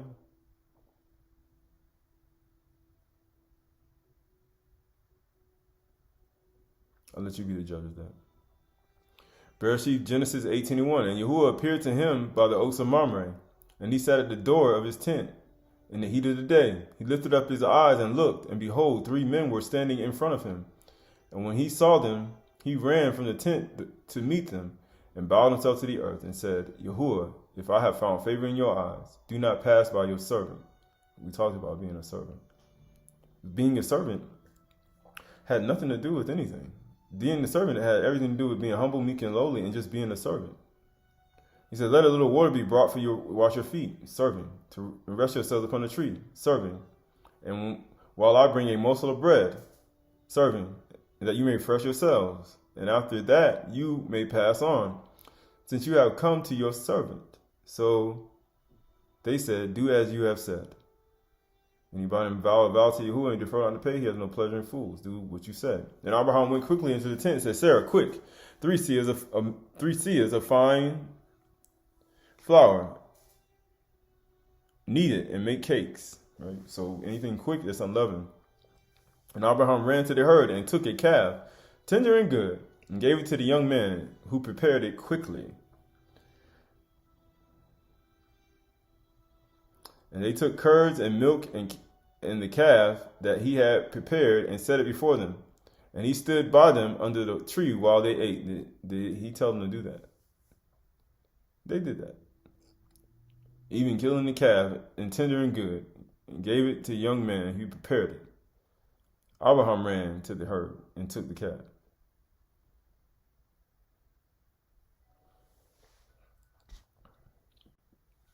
The word for herd it says bakar or bakar.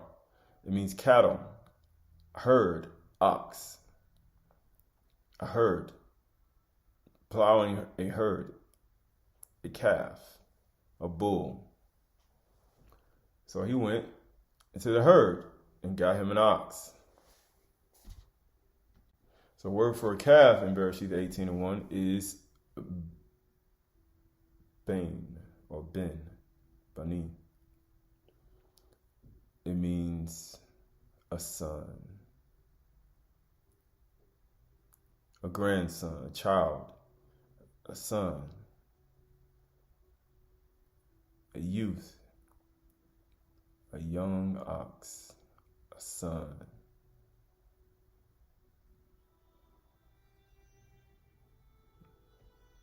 So when we start looking at these aspects, it means other meanings. A son, a builder of a family name. So he went into the herd and he got a son, and he gave it to the young man to prepare it. Remember when Yahusha, when they came and got him when he was praying with his disciples, they brought a big crowd and they came and got him and gave him to the priest.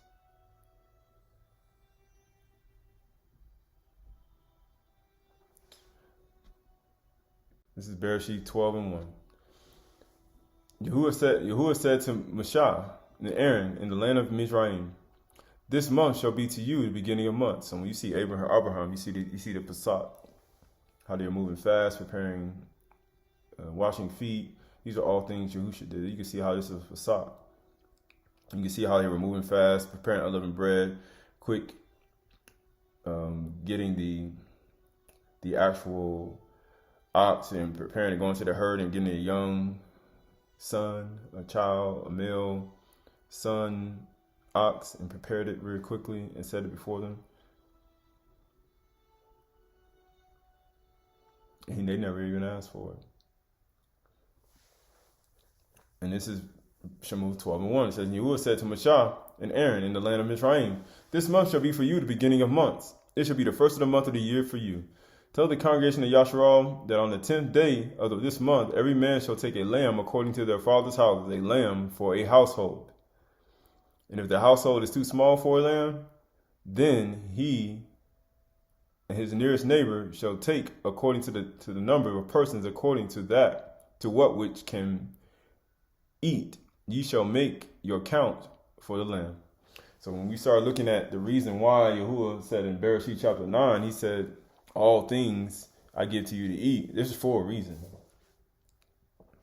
But that wasn't his original plan. But he had a plan by it.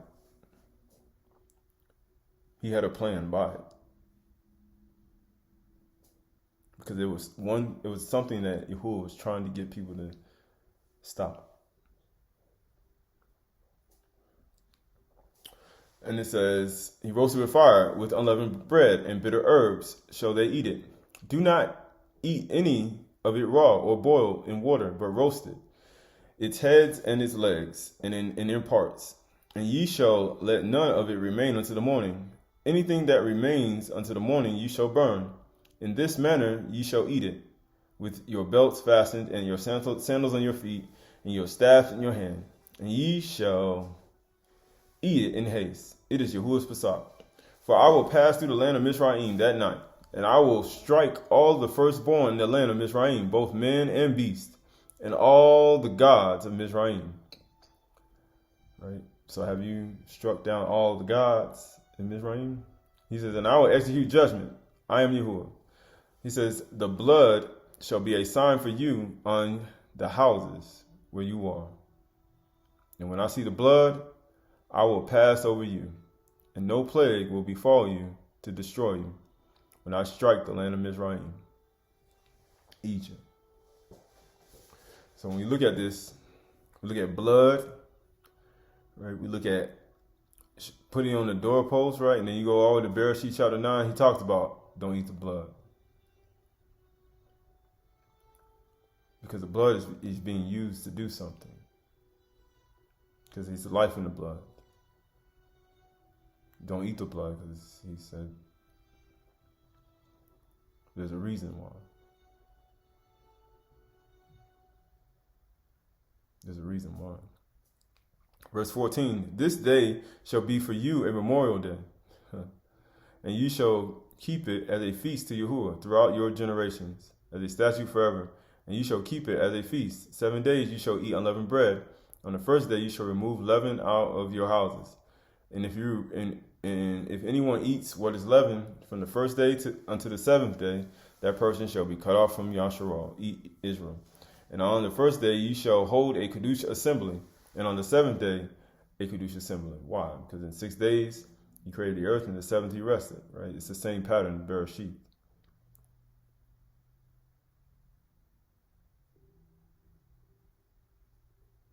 Because there's a reason why he has these times.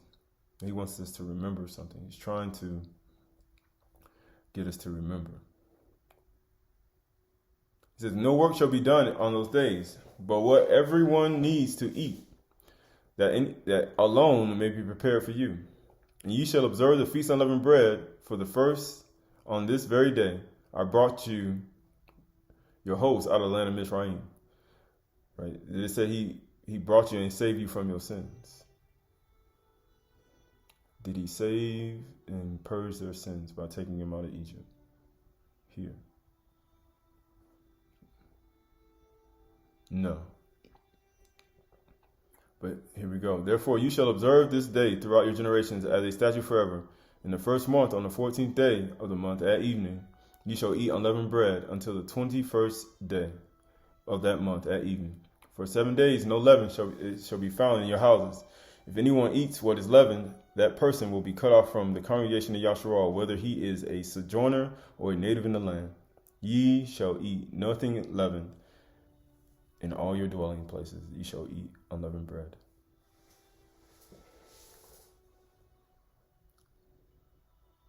So what's really taking place? Why are they killing a lamb?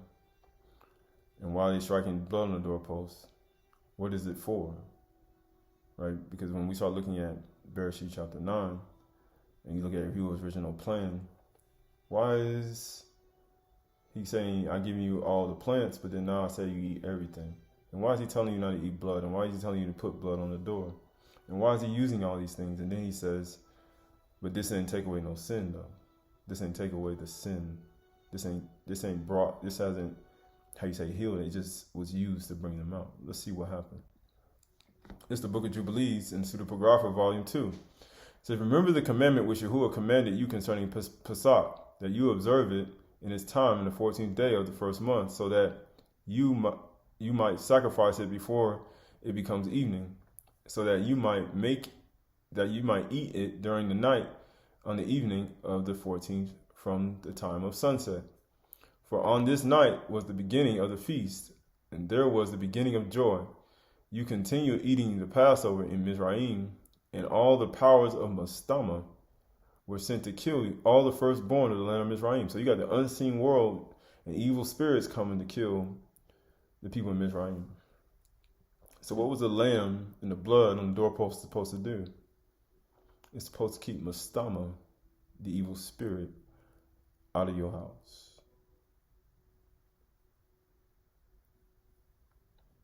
That's what it was used for.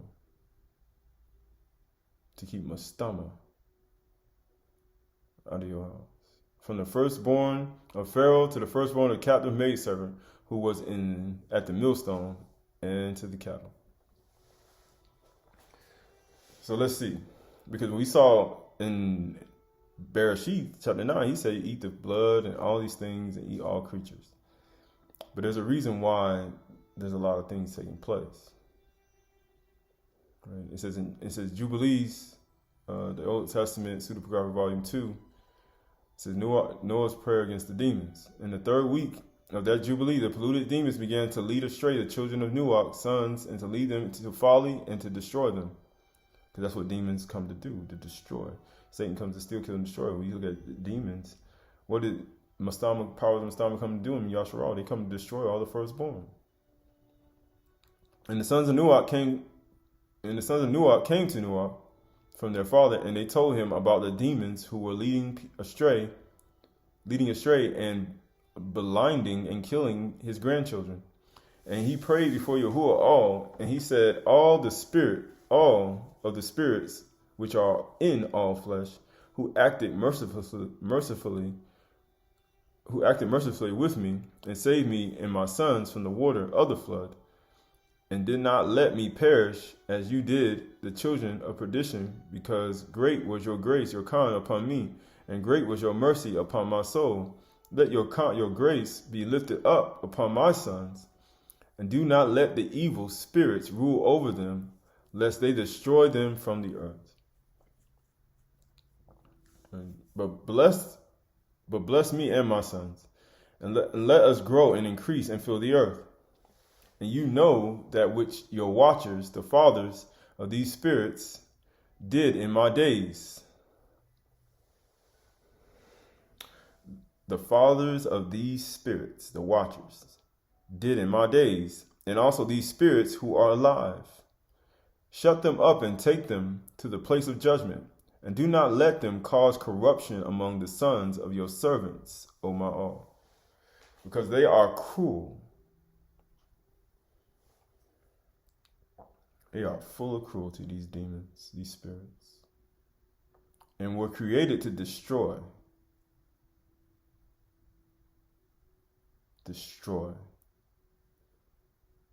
man, child, woman,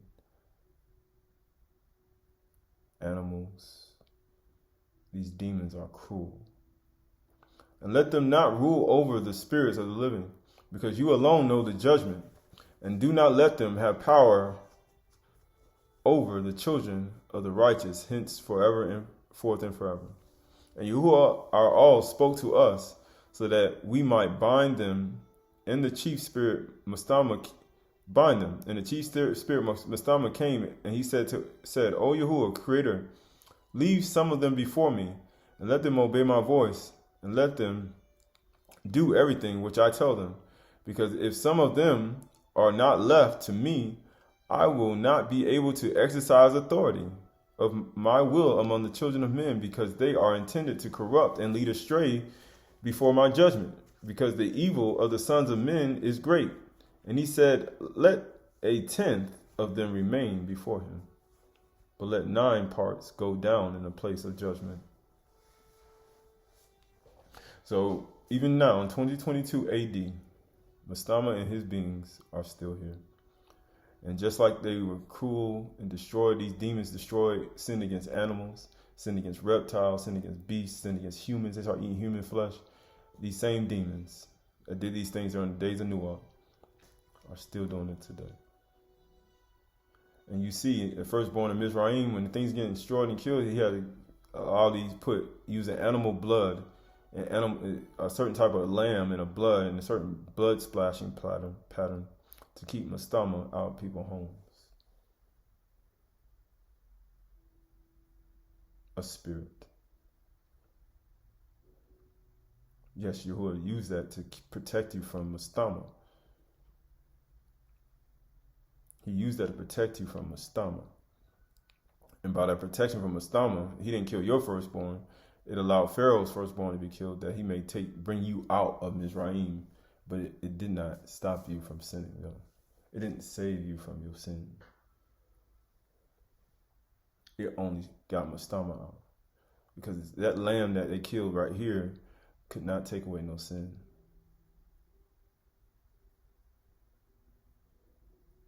That wasn't the lamb. This is Exodus 21. And all spoke all these words, saying, I am Yahuwah, your all, who brought you out of the land of Mizraim, out of the house of slavery. Out of the land of Mizraim, out of the house of slavery. Wasn't Hagar in the house of slavery, as we talked about before?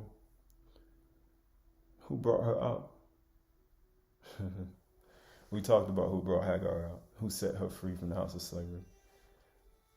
Amazingly, how Sarah in Abraham's house modeled the very home that she grew up in, and Yahuwah brought her out of Mizraim, out of the house of slavery of sin in that house.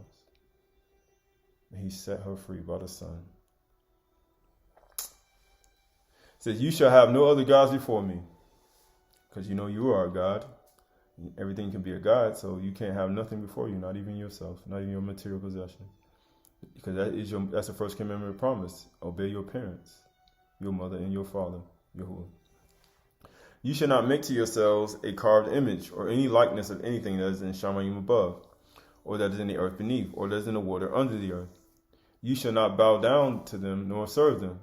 For I, Yahuwah, am a jealous all, visiting the iniquities of the fathers on the children to the 3rd and the 4th generation of those who hate me, but showing steadfast love to thousands of those who love me and keep my commandments.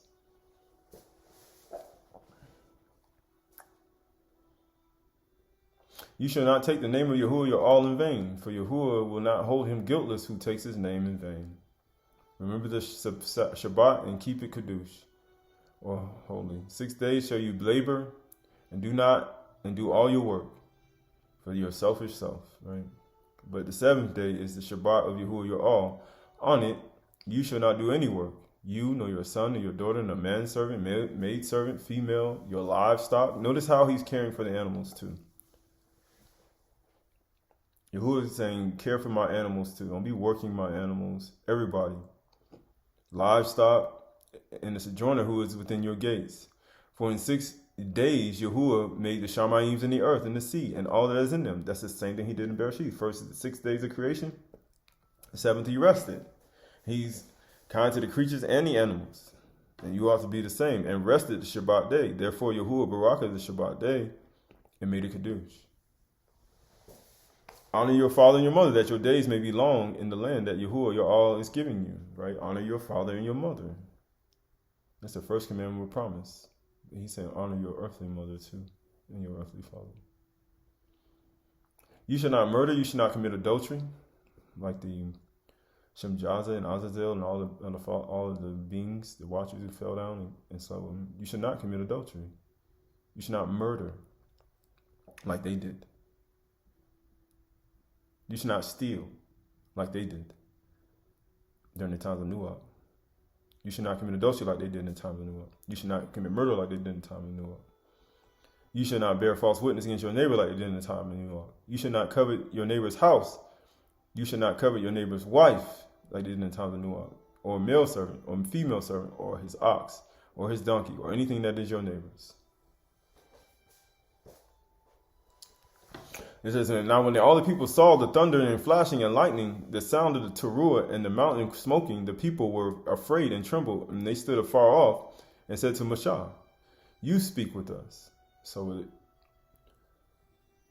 they didn't like Mashiach, Yahusha, the voice. Just like it was in the beginning when he came down. All that received him gave he power to become the sons of light, of Or. But here, they didn't receive his voice. They didn't receive it. But all who did receive it, he gave them power to be the sons of all, because some people did, and some didn't. You don't know who. But all that did, it gave them power to become the sons of all. I wonder about Caleb and Joshua, or Yahusha. But anyway, and he says, and we will listen to you. He said, we will listen, but let not Yahuwah all. Moshe said to the people, do not fear, for all has come to test you, that the fear of him may be before you. Why? Because the fear of Yahuwah is the beginning of wisdom. The fear of Yahuwah is the beginning of kukma, knowledge, understanding. That you may not sin. When you read these commandments, do you read anything about animal sacrifices for sin, and killing animals, and meat offerings, and drink offerings, and plant offerings, and grain offerings?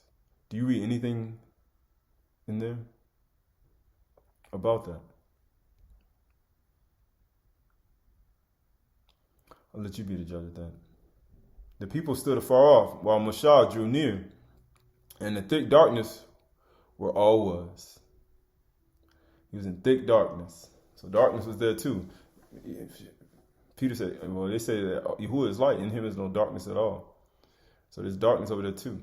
So in verse 22 saying, Yahuwah said to Moshe, thus ye shall say to the people of Yasharal, you have seen for yourselves that I have talked with you from Shamayim.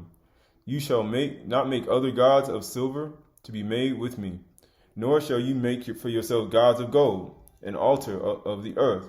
You shall make, he says, an altar of the earth you shall make for me, and sacrifice on it your burnt offerings and your peace offerings, your sheep and your oxen. In every place where I cause my name to be remembered, I will come to you and bless you. If you make me an altar of stone, ye shall not build it with hewn stone, for it will yield your tools on it. You profane it. And it says, and you shall not go up by steps to my altar, that your nakedness be not exposed. So here in verse 22, it says Yahuwah, they said they heard the voice of Yahuwah, and they saw the thunder and lightning, and people said, they're not Yahuwah speak with this. This is after he spoke. He ain't speaking no animal sacrifices. He didn't speak of no drink offerings, no turtle doves. He didn't speak of no grain offerings, none of that. He didn't speak of none of that. All he said, they just wanted them to obey his voice right here, what he just said. He didn't speak of anything else. And after he said they heard the thunder and light, they were scared. Yahuwah is testing you that his fear may be before you. He said, no, we don't want to hear his voice. Let you speak with us, Moshe. So here they just rejected him that fast. And then you go down to verse 22, and he starts talking about offering sheep and oxen and things on the altar. Now, let's see what's going on here. Now, Yirmiyahu 7:20. Therefore, thus saith Yahuwah, behold, my anger and wrath will be poured out of this place, upon man and upon beasts, upon trees of the field and the fruit of the ground. It will burn and not be quenched. Thus says Yahuwah of hosts, the all of Yasharal, add your burnt offerings and your sacrifices and eat flesh. For in the day that I brought them out of the land of Mizraim, I did not speak to your fathers or command them concerning the burnt offerings and sacrifices. But this commandment I gave them, obey my voice, and I will be your all, and you shall be my people, and walk in all the way that I command you, that it may be well with you. But they did not obey or incline their ear, but walked in their own counsel and the stubbornness of their evil hearts, and went backward and not forward. So if Yahuwah didn't speak to them concerning animal sacrifices, right, concerning burnt offerings and sacrifices, right, he didn't speak to them or command them. In Exodus chapter 22, Shemot chapter 22, or 20 and 22, who said to make an altar and put oxen and sheep on it?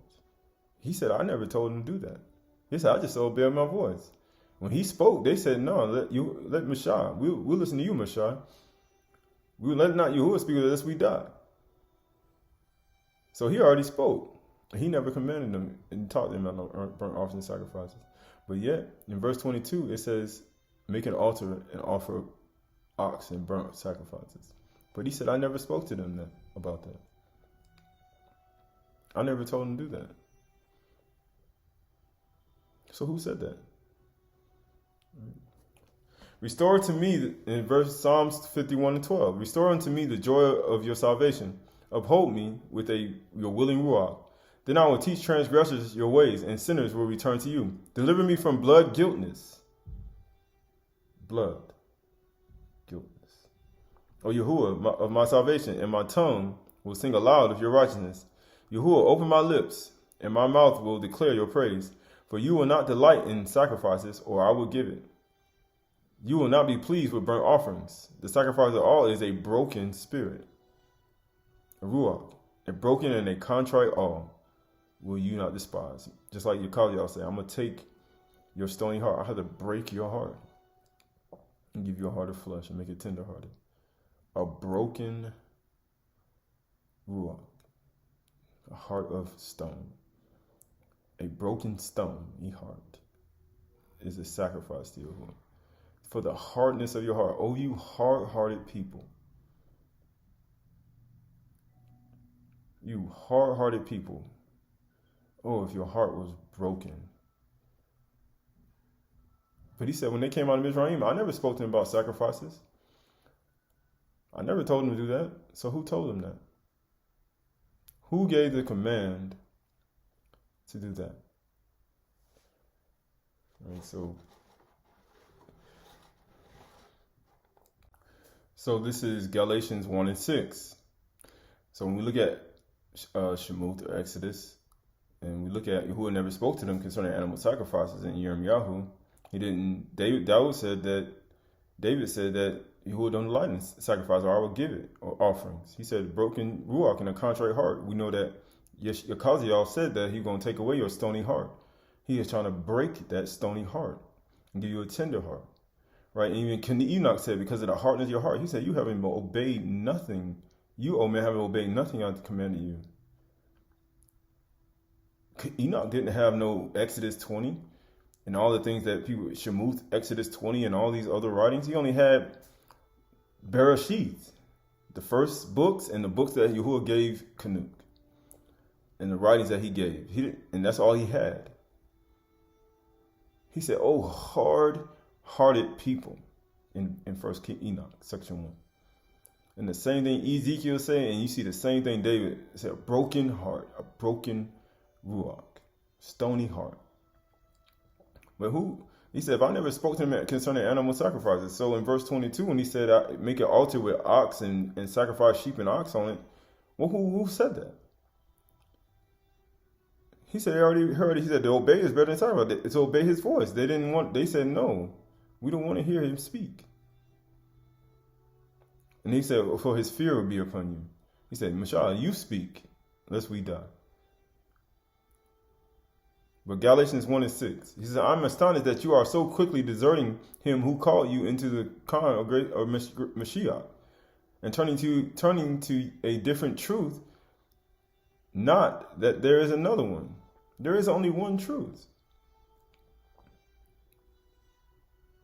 And so that he said, you quick to do that. You see how fast Mashah they heard the commandments, and then they said no. We don't want to hear that. Mashah, you speak with us. You give us commandments, basically. That's why he wrote so many things, because of the hardness of their heart. He suffered you to put away your wives and eat flesh, which from the beginning, it wasn't even so. So who commanded them to do sacrifices and sin? Well, sacrifices and animals, sacrifices. Let's see. But there are some who trouble you and want to distort the truth of Mashiach. But if we, or an angel, a malak from Shamayim, so when you start looking at these aspects, or a angel from Shamayim, though we, or an angel, a malak from Shamayim, should preach to you a truth contrary to the one we spoke or preached to you, let him be accursed. So when you start looking at these aspects of these beings, these malaki and these other beings that we speaking, and that one has to discern between when one is speaking, testing the ruach. Why? Because you mess around and you start writing things and doing things contrary to what Yahuwah told you already. Just that fast, another truth. He said, I never spoke to them because there are no animal sacrifice for sin. I said, obey my voice, and you will be my people. But they said no. Something to think about. So this is Gospel of the Nazarene, chapter 33. Yahusha was teaching his disciples in the outer court of the temple, and one of them said to him, Yahusha, it is said by the priest that without the shedding of blood there is no remission. There is no remission. Can then the blood offerings of the law take away sin? So that lamb they sacrificed in Shemuth, Exodus, take away the sin? No, it was only to keep Mustama out their house. Right? But it was not the lamb that was going to take away the sin, but it was a lamb that, in a practice, to keep a certain evil spirit from passing through. And Yahusha answered, no blood offering or beast or bird or man can take away sin. For how can the conscience be purged from sin by the shedding of innocent blood? It's innocent. No, it will cease the condemnation. The priest indeed receives such offerings as a reconciliation of worshippers for the trespasses against that which they believe to be the law of Moses. But sins against the law, which is since the days of Enoch and Nuach, there can be no remission save repentance and amendment. So what sins were they committing in Enoch during Enoch and Canute? They were committing,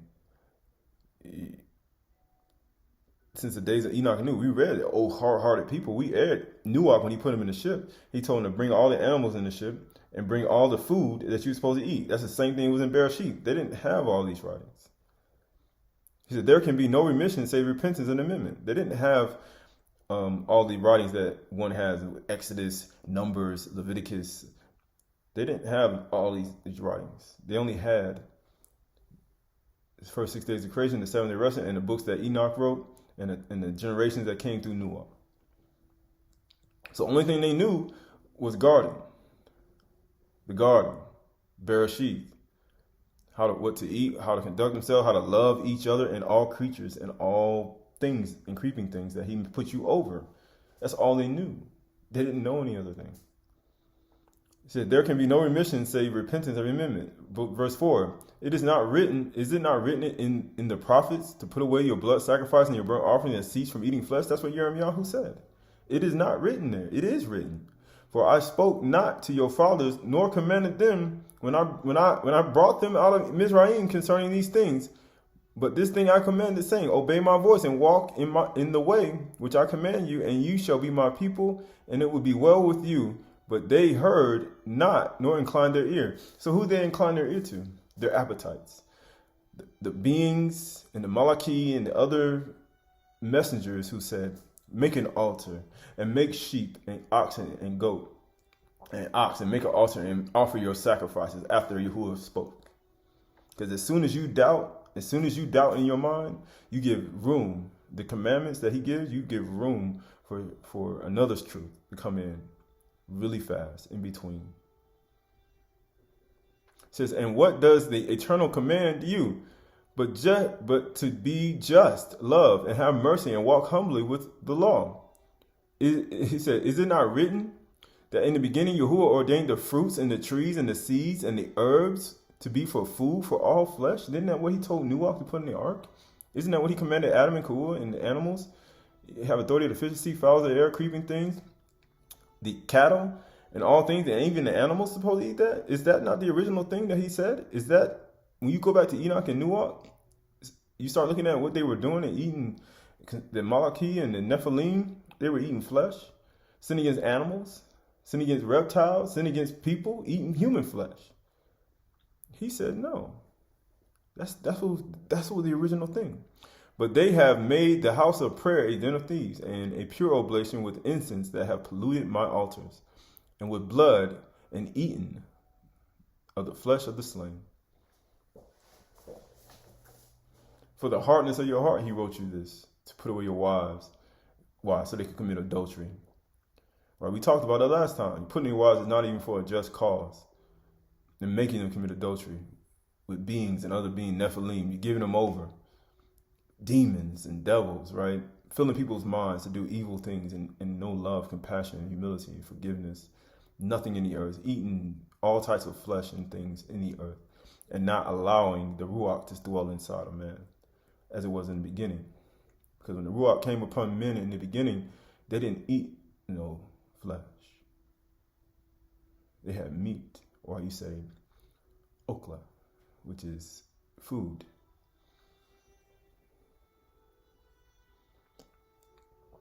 But I say to you, shed no innocent blood, nor eat flesh of the slain, and your days shall be long in the land. Is not the corn that grows from the earth with the other grain transmuted by the Ruach, the Spirit, into flesh? Are not the grapes on the vineyard with other fruits transmuted by the Ruach into blood? Yeah, they do. Let these, with your bodies and souls, be your memorial to the Eternal. The grapes, right? The fruit, the wheat, the barley. Verse 10 says, and these is the presence of Yahuwah manifest as the substance and as the life of the world. Of these shall you eat and drink for the remission of sins and for the eternal life, and to obey the law.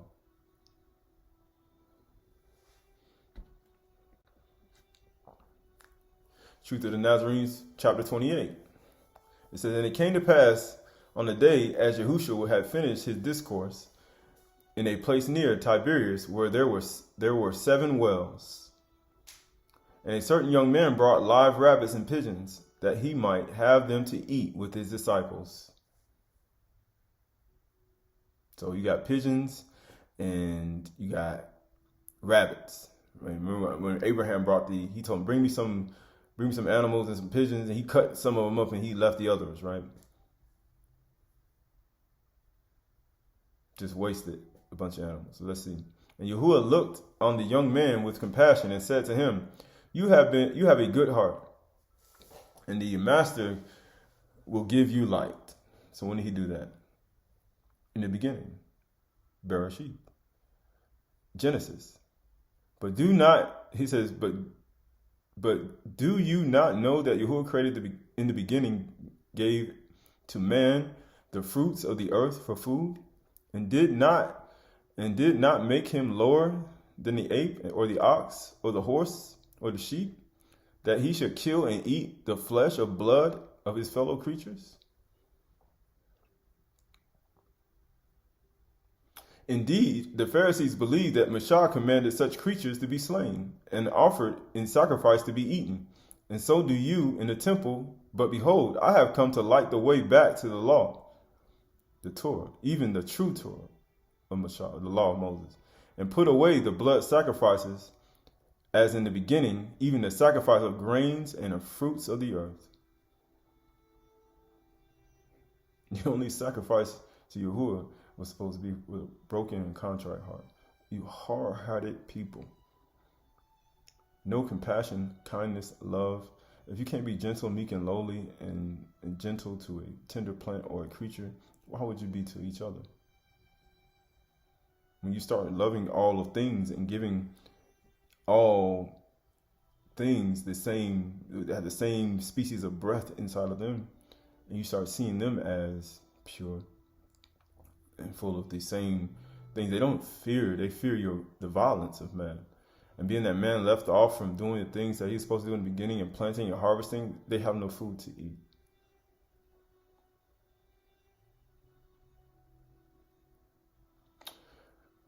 But yeah, here we go. And the feast, it says, verse 4 says, of that which you offer to the master in purity shall you eat. But of that, here we go. Of purity shall you eat. But of that kind which you offer not in purity shall you not eat. For the hour approaches when your sacrifices of feasts of blood shall cease. And ye shall worship in Kadush with a pure oblation. Let these creatures therefore go free, that they may rejoice and bring no guilt to man. Because that's what they're going to use them for. Because they're going to commit sin and they're going to sacrifice and they're going to bring more guilt. So you commit sin, then you add more sin by killing an innocent creature. You add sin on top of sin. And the young man set them free, and Yahusha broke their cages and their bonds. Isn't that what he came to do? To lead captivity captive? He wants to break the bonds. Behold, he's anointed me to proclaim, to preach the truth, to open the eyes of the blind, to deliver those that are captive, even the animals, even the people that were captive to sin and to demons in their mind, even men in graveyards and lunatics and men and women with 7 spirits on them, and people with infirmities and menstrual cycles for years and blindness. He came to do all that, not just for humans, but also for the creatures as well. This is the truth of the Nazarenes 51, 6 through 18. And Yahusha said to them, if Yahuwah were your parent, if he were your parent, you would follow the law. Neither came I myself, but Yahuwah sent me. We read about how he sent from the highest Shamayim. Why do you not understand my speech?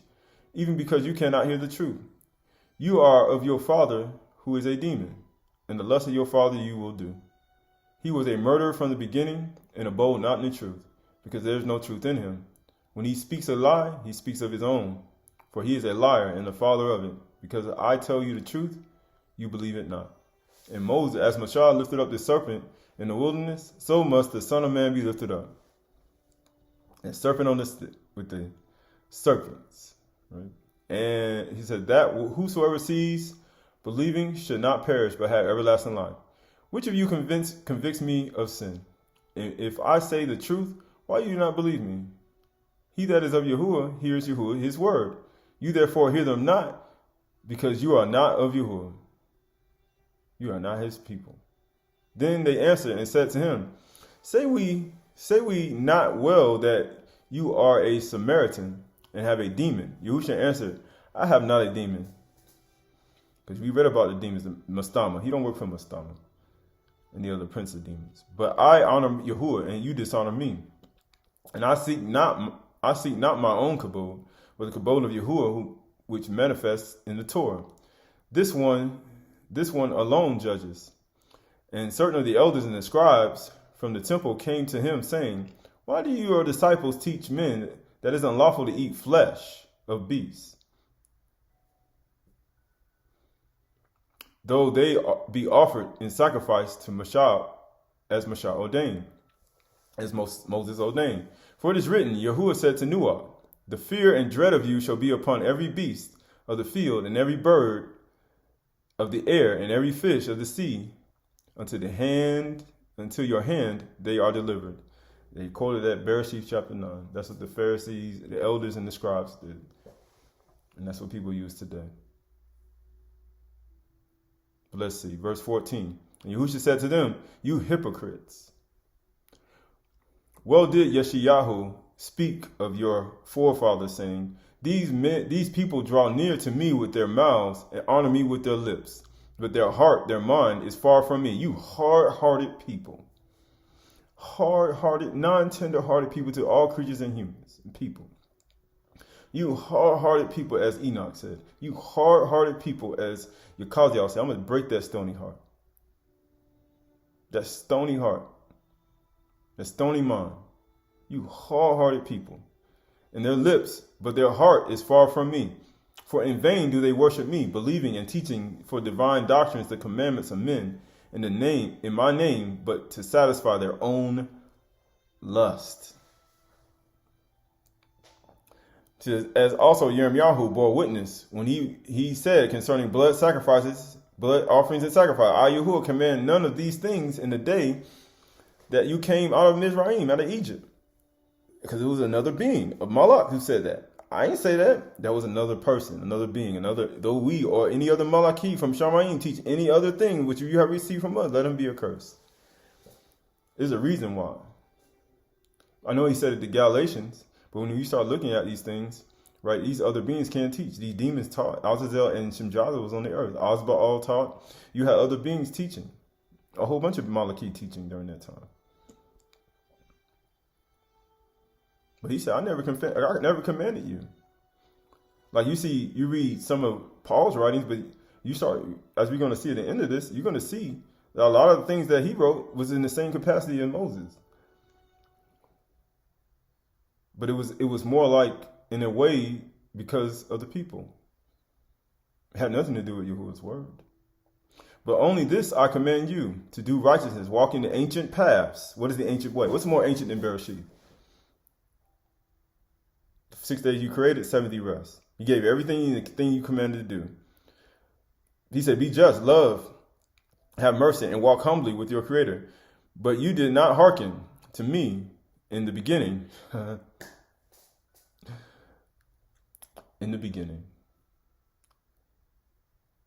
You did not hearken to me in the beginning, gave you all manner of seed and fruit for trees, having been for food and healing of man and beast. And they said, you speak against the law. And he said concerning Mashah, indeed, I do not speak against them who corrupted the law, which was tolerated because of the hardness of your hearts. Because when your heart is hardened, who can move a rock when it's hardened? But behold, one greater than Moses, Mashah, is here. And they angered and took stones to cast at him, because he was telling them what was in the beginning. You hard-hearted people. That's the only reason they're picking up the stones. Because they resist the Ruach Kodesh. Because of the light that's shown in the beginning shone in their hearts, as it is standing right in front of them, that Or, that Ruach, they would put those stones down. Just like they pick up the stones in their hand, that is their stony heart they have right there in their hand. It says, verse 18, and behold, one greater than Mashah is here, and they angered and took stones to cast at him, and Yahushua passed through their midst and was hidden from their violence. Because the whole earth was full of violence, remember? In Bereshit 6:1, through them, because of the hardness of their heart. You have not obeyed, as Enoch said, Kanuk, none of the commandments that I gave. None. You will read first Enoch.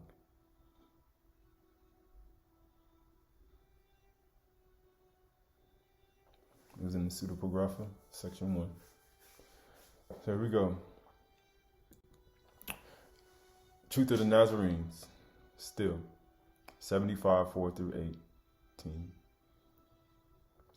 So then Judas, the newest member who had not yet been fully initiated into the mysteries, asked, where will you have us prepare the Pesach? And Yahusha answered, would I desire at this Pesach to eat flesh with you before I am to institute the memorial of my oblation for the service of the salvation of all? Shall I eat flesh with you before I institute the memorial?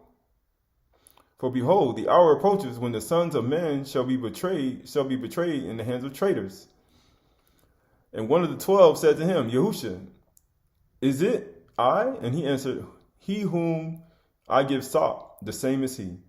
And Iscariot said to him, Yahusha, behold, the unleavened bread and mingled with wine, and the oil and the herbs, right? That's what everybody do. But where is the lamb that Messiah commanded? Where is the lamb? Oh, you mean the lamb that they had, he commanded in Shemuth, Exodus chapter 12, verse 1? The one that they struck on the doorposts and on the hinges that protected him from Mastama? He said, where's the lamb that protects us from Mastama? Where's the lamb that protects us from Mastama? From he going to kill all the firstborn. You know how they have stories in the past? Mastama's outside. He's going to kill your firstborn.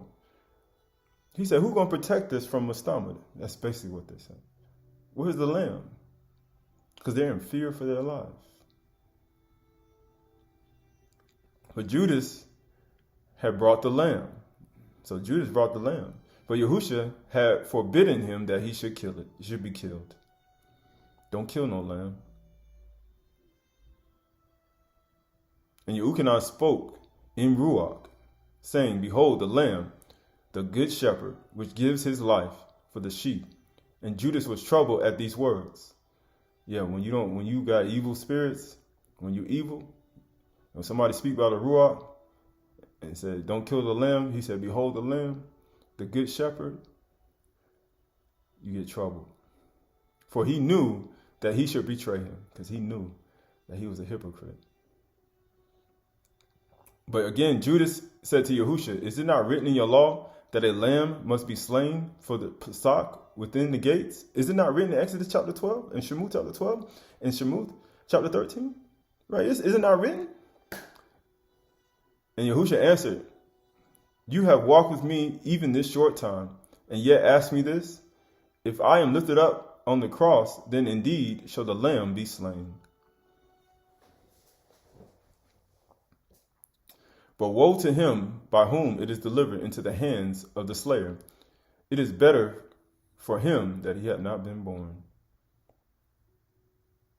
Verily I say unto you, for this end have I come into the world, that I may put away all blood offerings and eating of flesh, of the beasts and the birds that are slain by men. In the beginning, the Creator gave all the fruits of the trees and the seeds and the herbs for food. But those who love themselves more than Yahuwah, that's what Timothy wrote, men are going to be lovers of themselves rather than lovers of Yahuwah. Proud, boasters, arrogant, disobedient to parents, everything the Ten Commandments said, and then also the other things that they did with it. They're keeping the feast and all the days, but yet they do everything opposite. So you can keep the feast, esteem a day, and you don't even do what he says. But he says, more than Yahuwah, he says, or their fellow corrupted their ways and brought diseases into their bodies and filled the earth with lust and violence. You want to know how the earth got filled with violence and lust? The appetites of man. The things they consume. What you put in is what you get out. He said, not by shedding innocent blood, therefore, but living a righteous life, shall you find peace. Shalom.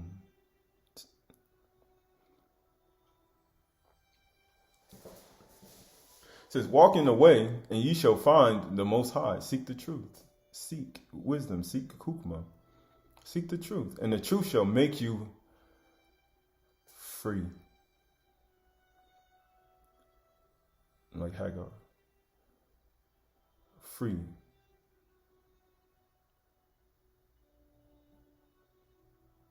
Like Adam before he fell. Before his wife gave him poison for his food.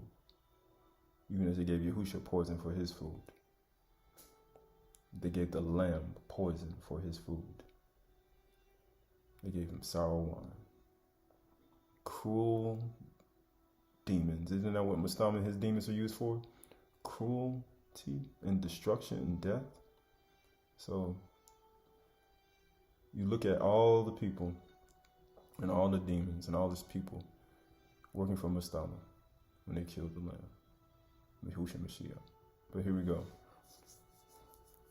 And it says, walk in the way, and ye shall find the Most High. Seek the truth, and the truth shall make you free. Live in the life, and ye shall not see death. All things are alive in the Ruach of the Creator, who fills all things. Keep the commandments. Love Yahuwah with all your heart, and love your neighbor as you love yourself, even all living things.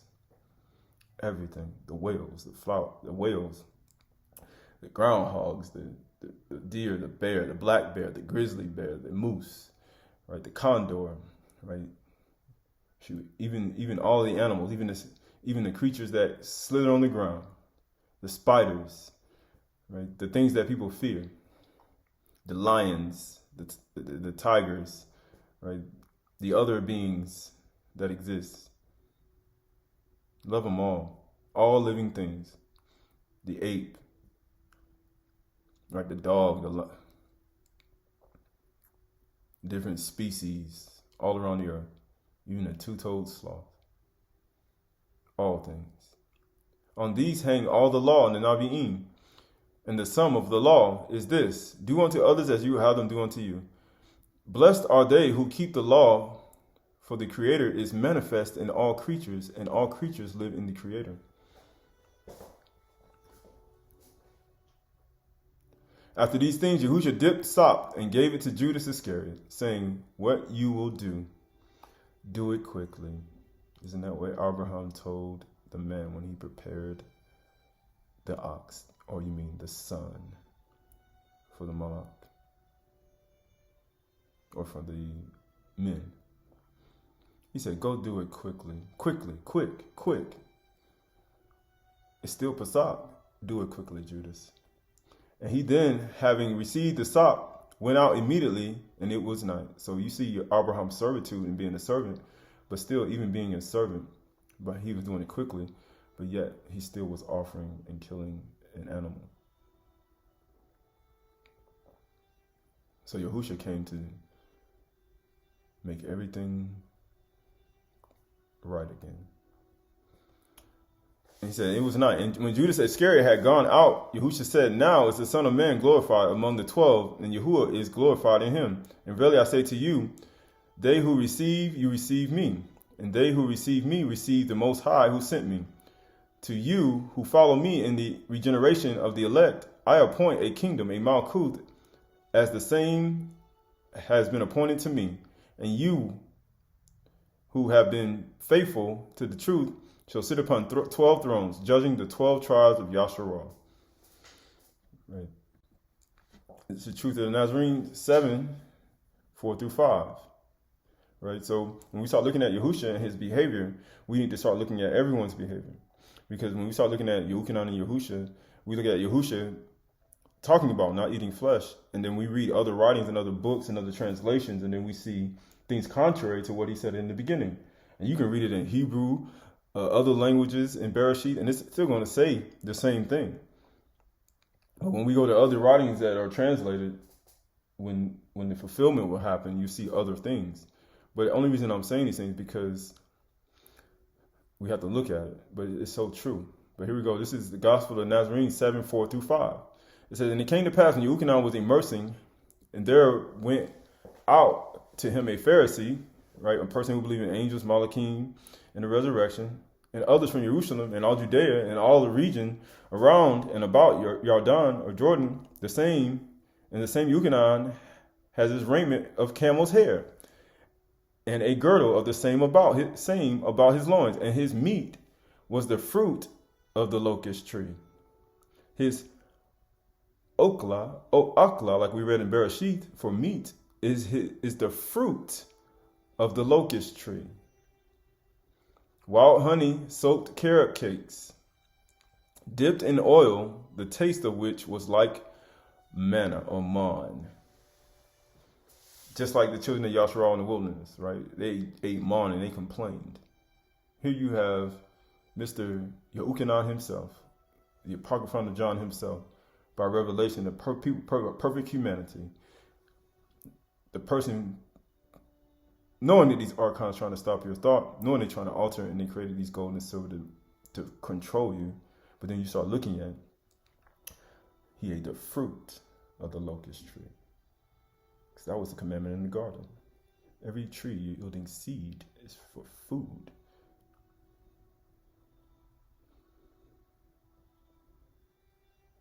He didn't eat the locust, he ate the fruit of the locust tree.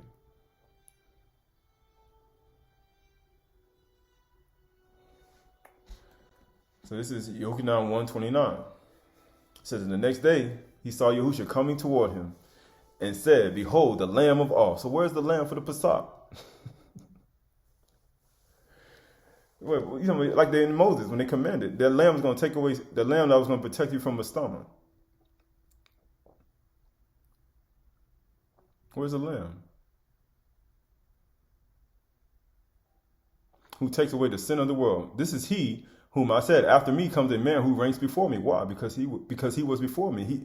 He was here before the world even was. The commandment, the kukma, wisdom, knowledge, wisdom, the bear, the bar, Yahushua Mashiach was here before the world was. He was before me. He said, I myself did not know him, but for this purpose I came immersing, baptizing with water, that he might be revealed to Yasharal. And Yuchanan bore witness, I saw the Ruach descending from Shamayim like a dove, and it remained on him. And I myself did not know him, but he who sent me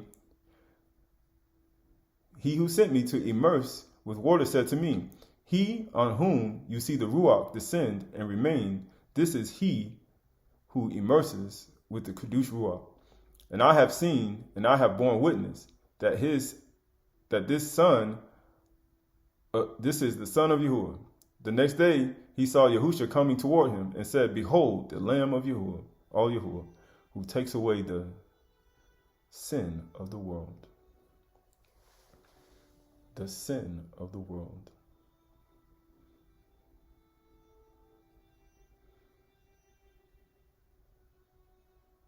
He's coming to destroy some things and take some things. He's coming to destroy some things.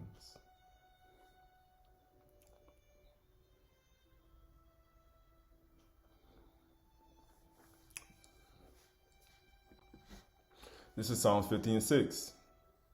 The heavens declare his righteousness, for Yahuwah himself is judge, Selah. Hear, O my people, and I will speak. Yasharal, I testify against you. I am Yahuwah. Your all, not for your sacrifices do I rebuke you. Your burnt offerings are continually before me. I will not accept a bull for your house. Right? And they take a lamb for their house, or goats for your fold, for your goats from your folds. For every beast of the forest is mine, the cattle of 1,000 hills. I know all the birds of the hills, and all that moves in the field is mine. Adam knew all the birds and all of the animals. He knew how to name them. So who gave him the kukma and wisdom? Yahuwah. The fear of Yahuwah is the beginning. He feared his father. And he gave him the kukma to name the animals, the tree, the creeping things, everything that he created, and all the animals, he gave names to them. He said, they're all mine. I don't accept any of this stuff from you people anymore. I don't want your goats. I don't want no bull for your house. I don't want no goat. I don't want none of these food. I don't want none of that stuff. Guess what he said? He said, all this stuff is my stuff. And he put you over it. He said, he said, if I were hungry, I would not tell you, because you know why he ain't gonna tell you? Let me show you why. If I were hungry, I would not tell you, for the world and its fullness are mine. Do I eat the flesh of bulls and drink the blood of goats? Should I eat flesh? Like Yahusha said before in Nazarene? Should I eat flesh with you? You only been with me a short time, and you going to ask me this? Do I eat flesh? Do I eat the flesh of bulls and drink the blood of goats? You who don't eat no flesh, no bulls, and no goats? Offer to all Yahuwah a sacrifice of thanksgiving, and perform your vows to the Most High, and call upon me in the day of trouble, and I will deliver you, and you shall kabod me. So the Father and Yahuwah don't eat no flesh and no blood, no flesh and no blood, right? When it comes to goats and bulls and animals that he created, I know them all by name. Why would I eat my creation? Why would I create something and eat my creation? Why would I do that? That's what they do with these stores. That's what they do at these restaurants and these fast food. They create cloned chickens. They create cloned food, printed stuff, and they create it to destroy it and eat it. They create it, destroy, and eat. Create, destroy, and eat. Rise, slay, and eat. That's what they do. Create, destroy, and eat. And guess what? Yahuwah said, I know all these things by name. I created all these things. I don't eat my creation. I don't eat my stuff. These are all my stuff. Why would I eat the things that I created? I know, he said, all of it's mine. The earth too. He said, 1,000 hills, it's all mine. The world is mine.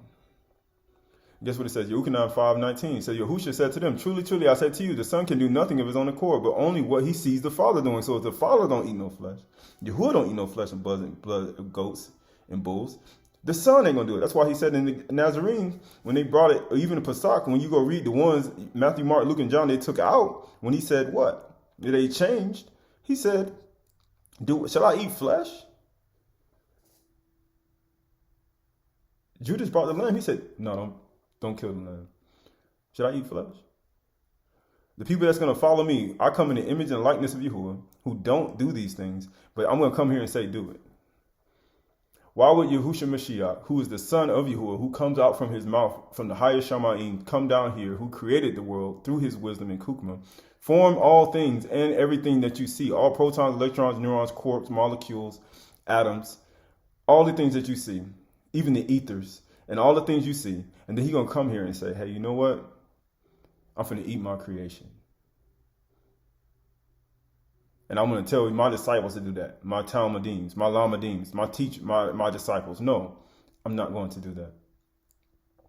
He said, whatever you see the Father's doing, for whatever the Father does, the Son does likewise. He ain't doing that. I know he ain't do it. Yahushua, Mashiach, does everything his Father does. And whatever his Father does, that's what he does. In Psalms 50 and 6, he said, if I were hungry, I would not tell you. For the world and its fullness are mine. Do I eat flesh of bulls and drink the blood of goats? No.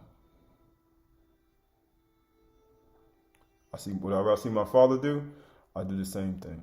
So whose son are you? All that, so we continue in sin that calm may abound? No. Grace may abound? No, for all that the immersion Mashiach have put on Mashiach, have put on his death and resurrect the newness of life, the new man. Take away the old, put on the new. The old person, not a servant in the garden, to being a servant in the garden. The old person who was hard-hearted, as Enoch and Ezekiel said, old hard-hearted people, you put on a softer and tender heart, and now you become gentle and meek and lowly to all things and all creatures and all humans and everything, and even those who your enemies. This is gospel or truth of the Nazarene 76, 27 through 28. Now Judas Iscariot had gone to the house of Caiaphas and said to him, behold, he has celebrated the Pesach within the gates with the matzah and in place of the lamb. So he put the bread in the place of the lamb.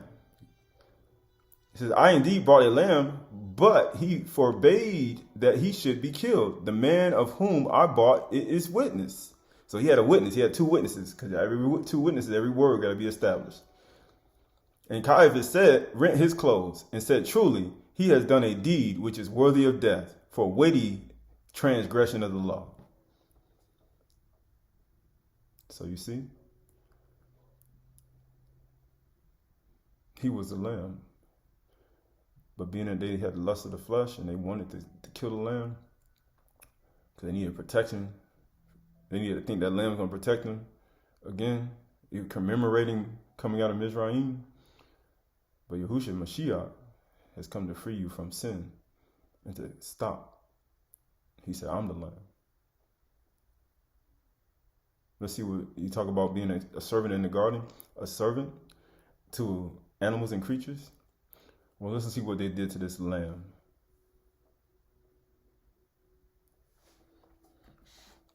Matthew 27:27. Then the soldiers of the governors took Yahusha into the governor's headquarters, and they gathered the whole battalion before him, and they stripped him and put on a scarlet robe on him. You see what they do to this servant?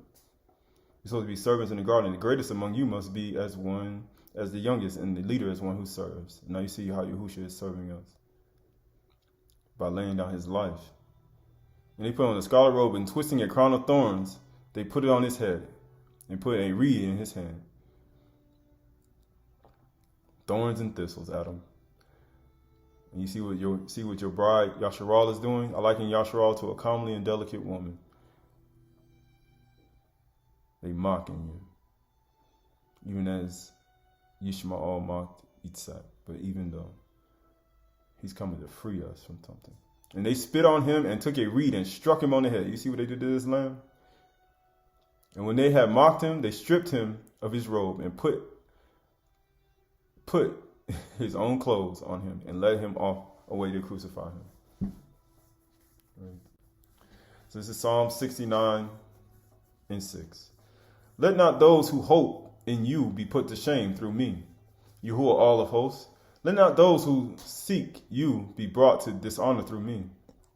O all of Yasharal, God of Yasharal, for it is for your sake that I have borne reproach.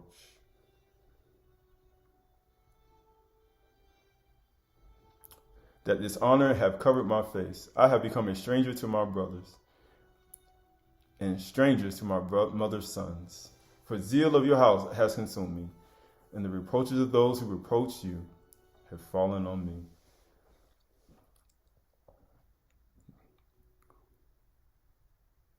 All the sin from Enoch, Bereshith, even until the time where he died,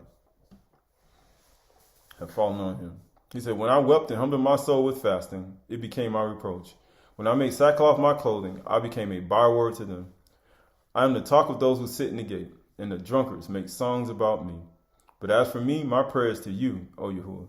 At an acceptable time, O all, in the abundance of your steadfast love, answer me in your saving faithfulness. Deliver me from the sinking mere.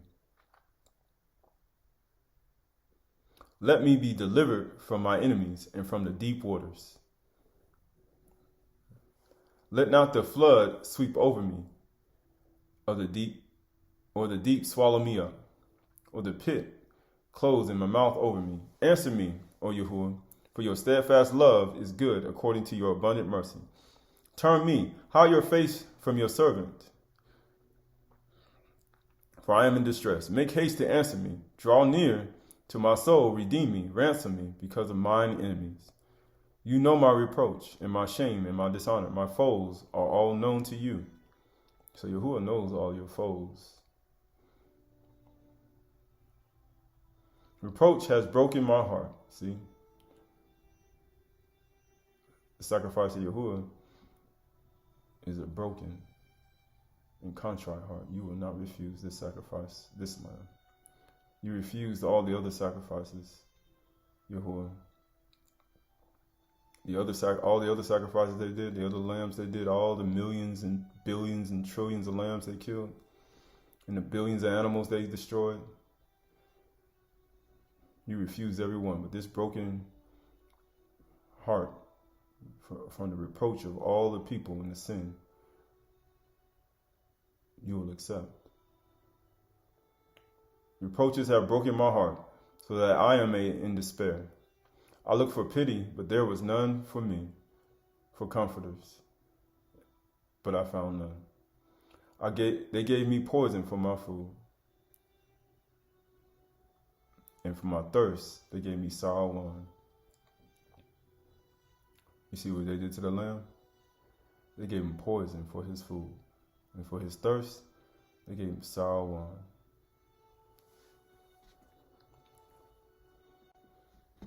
Tahalim, Psalm 63:1. O all, you are my all. Earnestly I seek you. My soul thirsts for you.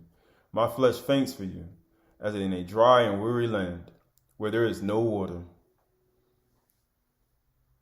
So I have looked upon you in the sanctuary, beholding your power and your kabod. Because your steadfast love is better than life. My lips will praise you. His soul thirsts when he was on the stake. You see what they did to the lamb? They beat him with a reed. They spit on his face. They mocked him. And then guess what they did to the sacrifice? They even decorated it with a robe.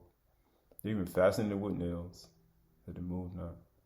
And they gave him poison for his food. For his thirst, they gave him sour wine. He said, my soul thirsts for you. My soul faints. He said, when your soul faints and the rest of your strength is small. His strength was small. His soul was fainting. Tahalim 42:1, as a deer pants for the flowing streams, because that's where, in the garden, that's where animals drink. My soul for you. O my soul, O all, my soul thirsts for all, for the living all. When shall I come and appear before my all? My tears have become my food.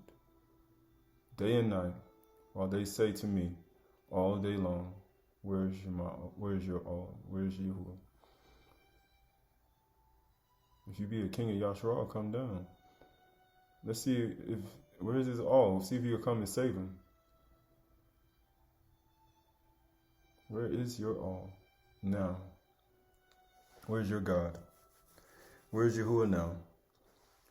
But he said, I thirst for you as a deer, as one of the animals in the gun.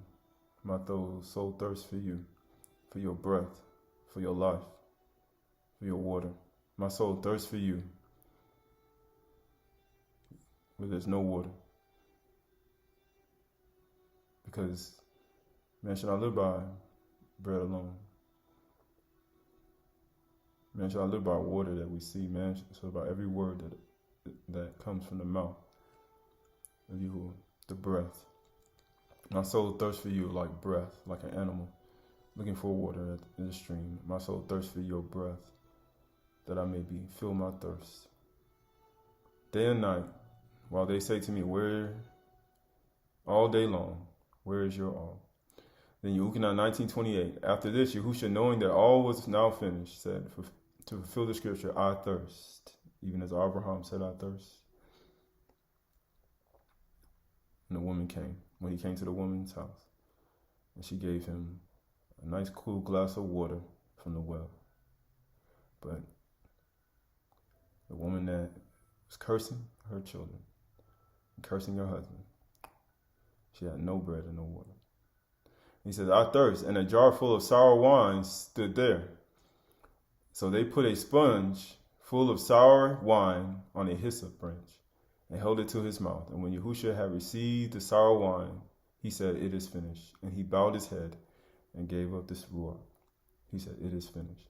For 6 days you labor and you do all your work, but the seventh is a day of rest. And he said, when Yahuwah finished all his work he had made, he finished it. And he bowed his head and gave up the ruach. He gave him poison for my food, and for my thirst they gave me sour wine. They beat the lamb over the head with a reed. They crucified me because I wouldn't kill an animal and a lamb to take away my sin. I sacrificed myself in order for you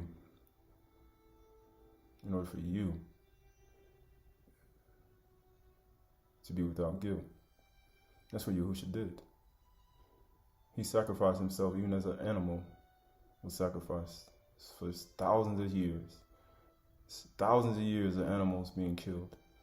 If you see how many animals they killed in Numbers chapter 26, just for Sukkot alone, you will see how many animals we have killed over the years. And he said, it is finished. So Mark 16:1 says, when the Shabbat day was passed, this is after Mashiach died, during the Pesach week, Mary Magdalene, Mary the mother of James, and Salome brought spices so they might go and anoint him. And very early in the morning, on the first day of the week, when the sun had risen, they went to the tomb, and they were saying to one another, who shall roll away the stone for us, for the entrance of the tomb? Who shall roll away this stony heart?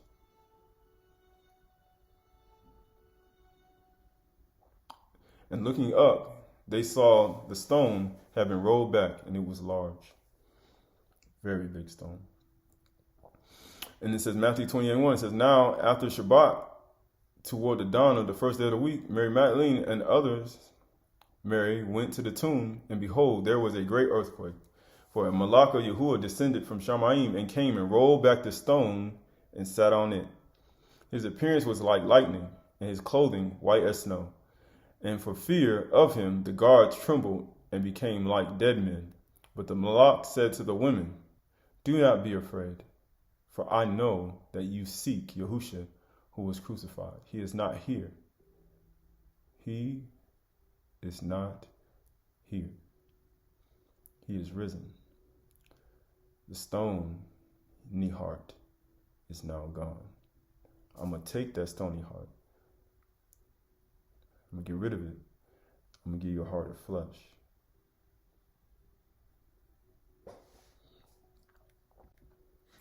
Yahushua 5:1. Or Yahushua 5:1, Joshua 5:1. As soon as all the kings of the Amorites who were beyond Jordan to the west, and all the kings of the Canaanites who were by the sea, heard that Yahuwah had dried up the waters of the Jordan of the people of Yasharal until they had crossed over, their hearts melted, and there was no longer any ruach in them because the people of Yasharal. And that time Yahuwah said, Yahushua, make flint knives and circumcise the sons. And at that time Yahuwah said to Yahusha or Joshua, make flint knives and circumcise the son of Yasharal a second time. Second time. So Yahusha made flint knives and circumcised the sons of Yasharal in Gibeath Haraloth, and war.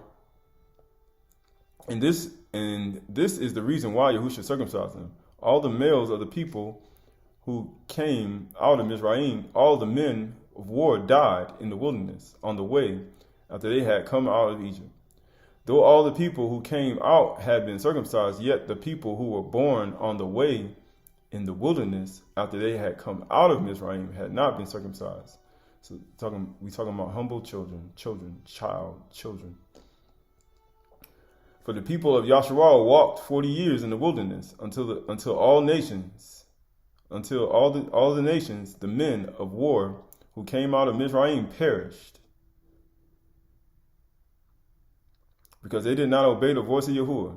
Yahuwah swore to them that they would not let them see the land that Yahuwah had sworn to their fathers to give us, a land flowing with milk and honey. So it was their children whom he raised up in their place, that Yahushua circumcised. For they were uncircumcised, because they had not been circumcised on the way. And when the circumcising of the whole nation was finished, they remained in their places in the camp until they were healed. Because sometimes you have to stand still to heal. What are they healing from? Because he says, and Yahuwah said to Yahusha, today I have rolled away the reproach. I have rolled away the reproach of Egypt from you. And so the name of the place was called Gilgal this day. While the people of Yasharal were encamped at Gilgal, they kept the Pesach on the 14th day of the month in the evening in the plains of Jericho. And the day after the Passover, Pesach, on that very day, they ate the produce of the land, 11 cakes and parched grain. He said, behold the Lamb of Yahuwah, who take away the sin of the world. Who takes away the sin of the world, the removing of something. It says, and the manna ceased the day after they ate the produce of the land. And there was no longer manna for the people of Yasharal, but they ate of the fruit of the land of Canaan that year. They ate the fruit of the land of the Canaan that year, after he circumcised them the second time. So what type of circumcision is this? He said they ate the fruit of the land that year. That's all they ate. Isn't that what he did in the garden? But he did it for the children. The children were raised up because the people of war, they couldn't stop. But then he rolled away the reproach. That's why they rolled away the stony heart. He rolled away the stony heart and he gave him a heart of flesh. Oh, you mean he is not a Jew or a Yehudi who is outwardly, but he's a Yehudi which is inwardly. Circumcision not of the flesh, but of the heart. Not of the flesh. He took away the old to establish the new of the heart. Not saying that the circumcision of the flesh means anything, but it's a removing of the old and bringing in the new the second time.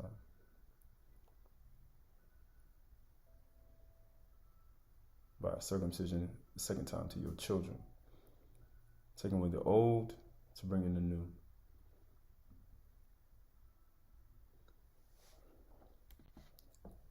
This is Daniel 9:25. Know therefore and understand that from the going out of the word and the restorer to build Jerusalem to the coming of the Anointed One, a prince, there shall be 7 weeks. It says, then after 60 and 2 weeks, it shall be built again, with squares and moat, but in a troubled time. And after 60 and 2 weeks, an Anointed One shall be cut off and shall have nothing. And the people of the prince who is to come shall destroy the city and the sanctuary. Its end shall come with a flood, and to the end there shall be war. Desolation are decreed. And he shall make a strong covenant with many for 1 week. And for half of the week he shall put an end to the sacrifice and offering.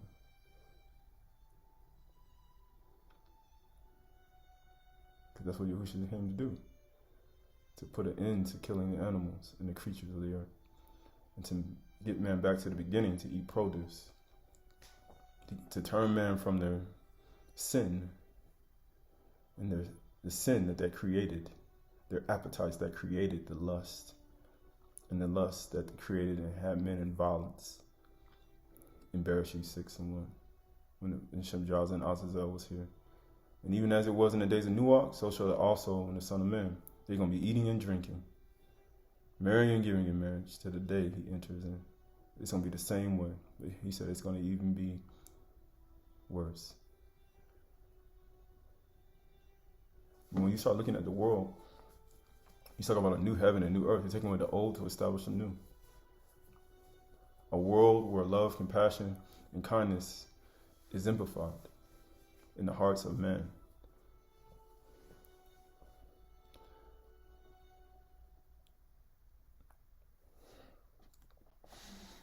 So this is Romans 14:1. As for the one who is weak in the moon, welcome him, but not to quarrel over opinions. One person believes he may eat anything, because that's what it says in Bereshit 9, while the weak person eats only vegetables. Now, when it says weak person, don't be saying, oh, he weak in Amuna. No. This is everything to do with his body. One person who eats everything has a little bit more girth on their body than somebody who just eats vegetables. Vegetables, when it says weak, it means in the flesh, you don't have the same amount of, as people who eat everything. Right? It says, let not the one who eats despise the other who abstains. And let not the one who abstains pass judgment on the one who eats. For all Yahuwah has received and has welcomed him.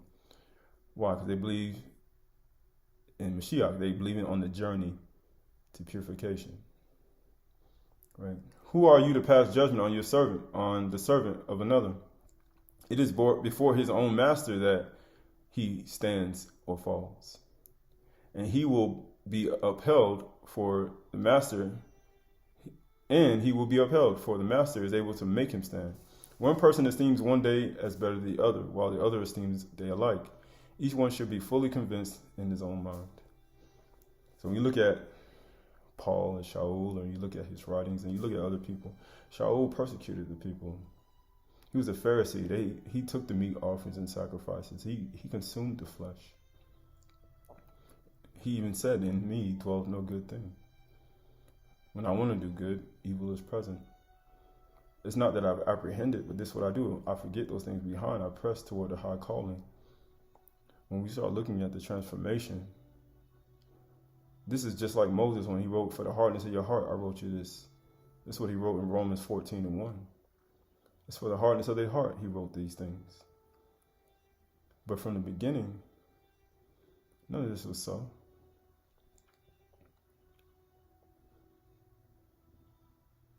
This is Paul's writing. Just like Moshe wrote in Exodus 24, for the hardness of your heart. He permitted you to do a lot of things. Because one's heart is hardened. But from the beginning, it wasn't so.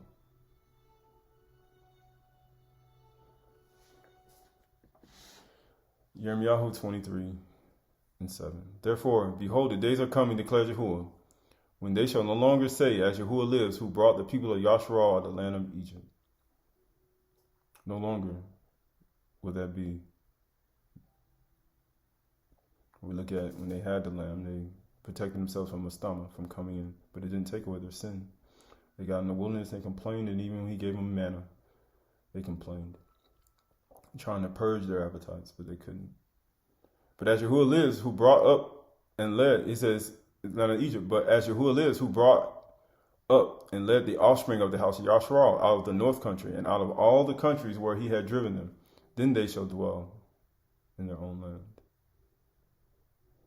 All right, so here we go. This is the truth of the Kedush 12, Lection 42, 4-7. For have you not read that all who made them from the beginning made them male and female? Zakar Nakaba, Bereshith. And said, for this cause shall a man or a woman leave father and mother, and shall cleave to his wife, or her husband, they twain shall be one flesh. Wherefore, they are no more twain, but one flesh. And what therefore has all joined together, let no man put asunder. They said unto him, why did Moshe then command to give a writing of divorcement? He said unto them, Moshe, because of the hardness of your hearts. You hard-hearted people, like Ezekiel said, I'm going to take your stony heart and give you heart of flesh. Enoch, Canute. You hard-hearted people, you have all the things and luminaries and all the things obey me except man. You hard-hearted people. He said, for the hardness of your heart, he suffered you to put away your wives, even as he permitted you to eat flesh for many causes. But from the beginning, as we read, it was not so. Judge within yourselves. This is the truth of the gospel, Kedush 12, Lection 38. And some of the disciples came and told him of a certain Egyptian, a son of Belial, right? An Egyptian, a son of Belial, who taught that it was lawful to torment animals if their suffering brought any profit to men.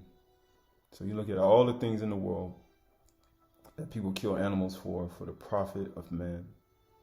They even clone animals just to make them to profit man. They destroy and torment and torture them in Mizraim, in Egypt, in the Egypt mine, Egyptian mine.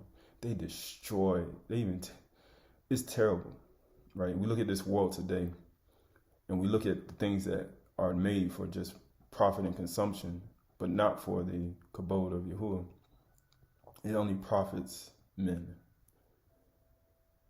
to fill their pockets and create things and wealth and things to boast in front of man, but it's not of Yahuwah.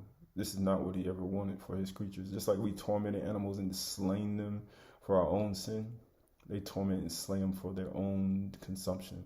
That's the same thing they did when Shemjaza, Azazel, Asbaal, and the Malakim invaded the earth, and the demons and the spirits.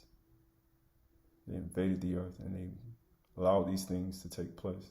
You look at this world today, they sin against animals, creatures, and even human flesh. You even see some of the water even have human baby fetuses in it.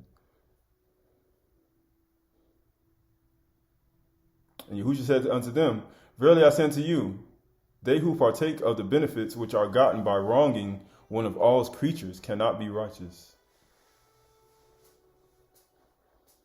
Nor can they touch Kadush things or teach the mysteries of the kingdom.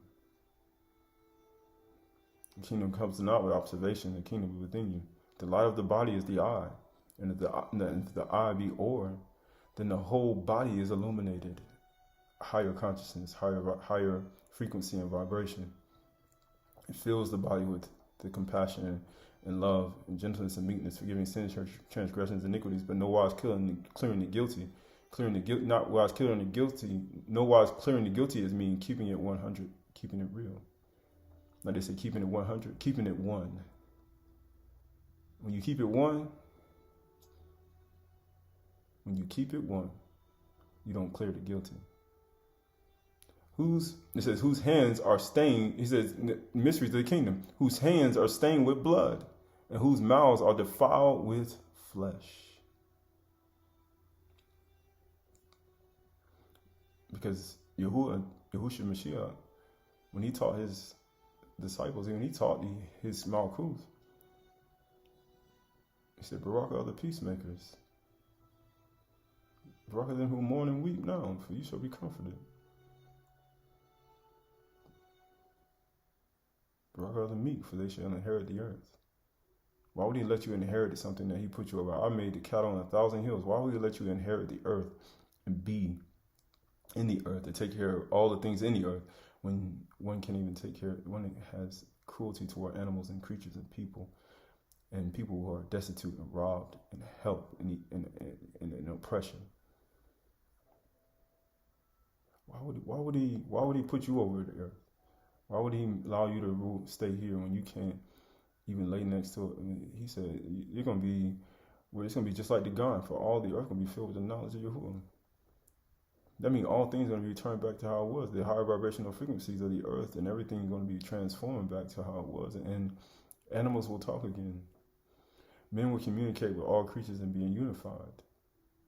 The people in his Malkuth will be aligned again. Love, compassion, humility will be like nothing. It'll be easy. We live in a world full of cruelty, and the cruelty of Mastama and his demons, and the archons, and all types of other beings. We live here with beings, and the serpents, and the vipers, whether standing or crawling and slithering on the ground. Guess what it says? All giveth the grains and the fruits of the earth for food. And for righteous man, truly, there is no other lawful sustenance for the body.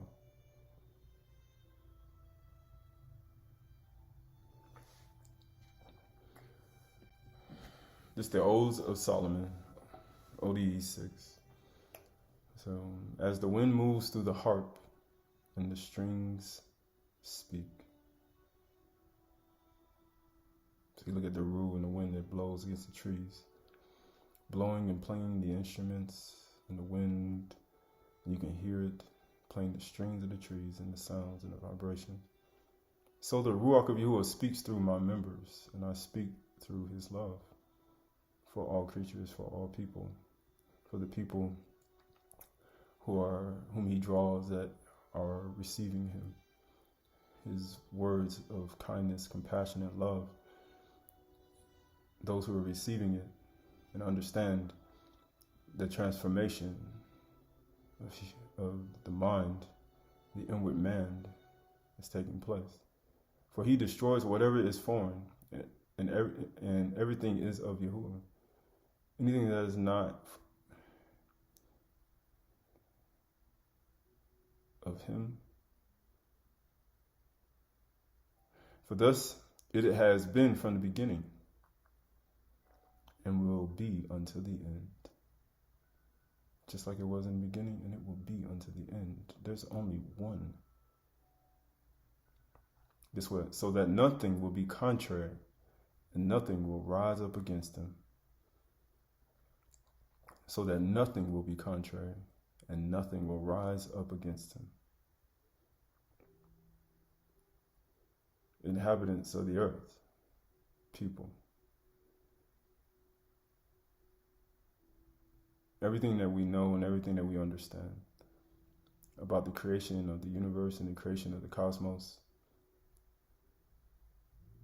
the one who sits in the highest Shamayim and governs all beings, whether in the earth, on the surface of the earth, throughout the Rakia, even throughout the 7 Shamayim down to the highest order, Yahuwah, who sits in what they call Aybad, who loves, who forgives, who loves his enemies, who gives his only son, Yahushua Mashiach, to take away the sin and the sacrifice and the cruelty that's in the world. Because if you can't be kind and gentle and meek and lowly and servants to creatures and plants, why would you be kind, meek, and gentle and lowly and compassionate and love to a human, to a person? When you leave off your first profession, there's no way you can love a person. When you put your money, your possessions, your silver, your gold, and your injustice that you hold in your tent, and your unrighteousness that you hold in your tent and in your lips, there is no way you can take on Kukma wisdom and understand how to live in a world. We look at the destruction of the world, we look at the floods and things and people without water and the movements of the Yahuwah shifting the world, shifting even the very fabric of how things are grown and climates and moving things around. Because his word will be fulfilled. He will gather his people from the north country, from all the places he's gathered them, and he will bring them into their own land. And they will be a place full of kindness, ahab, joy, peace, patience, meekness, temperance, and munah, love, compassion, kindness to all creatures, living beings, lions, serpents, snakes, everything, sheep, goat, everything gonna have the knowledge of Yahuwah. It's gonna be that. The meek shall inherit the earth. So we put off the old man, woman, child, and put on the new man, woman, child, servants. Servants in the garden. Servants to all creatures, servants to all people, whether good or evil. Love your enemies. Love everyone. Show kindness. Allow the fruits to manifest. Allow love and compassion to manifest. And love for your husband. Love for your wives. The love for your children. The wisdom and knowledge and understanding for your wives and your children. Seek ye first the Malkuth, the kingdom that's within. And all the other things that one desires in this world will be added to you. It's not for me to condemn. It's only for me to present the evidence. That's all it is.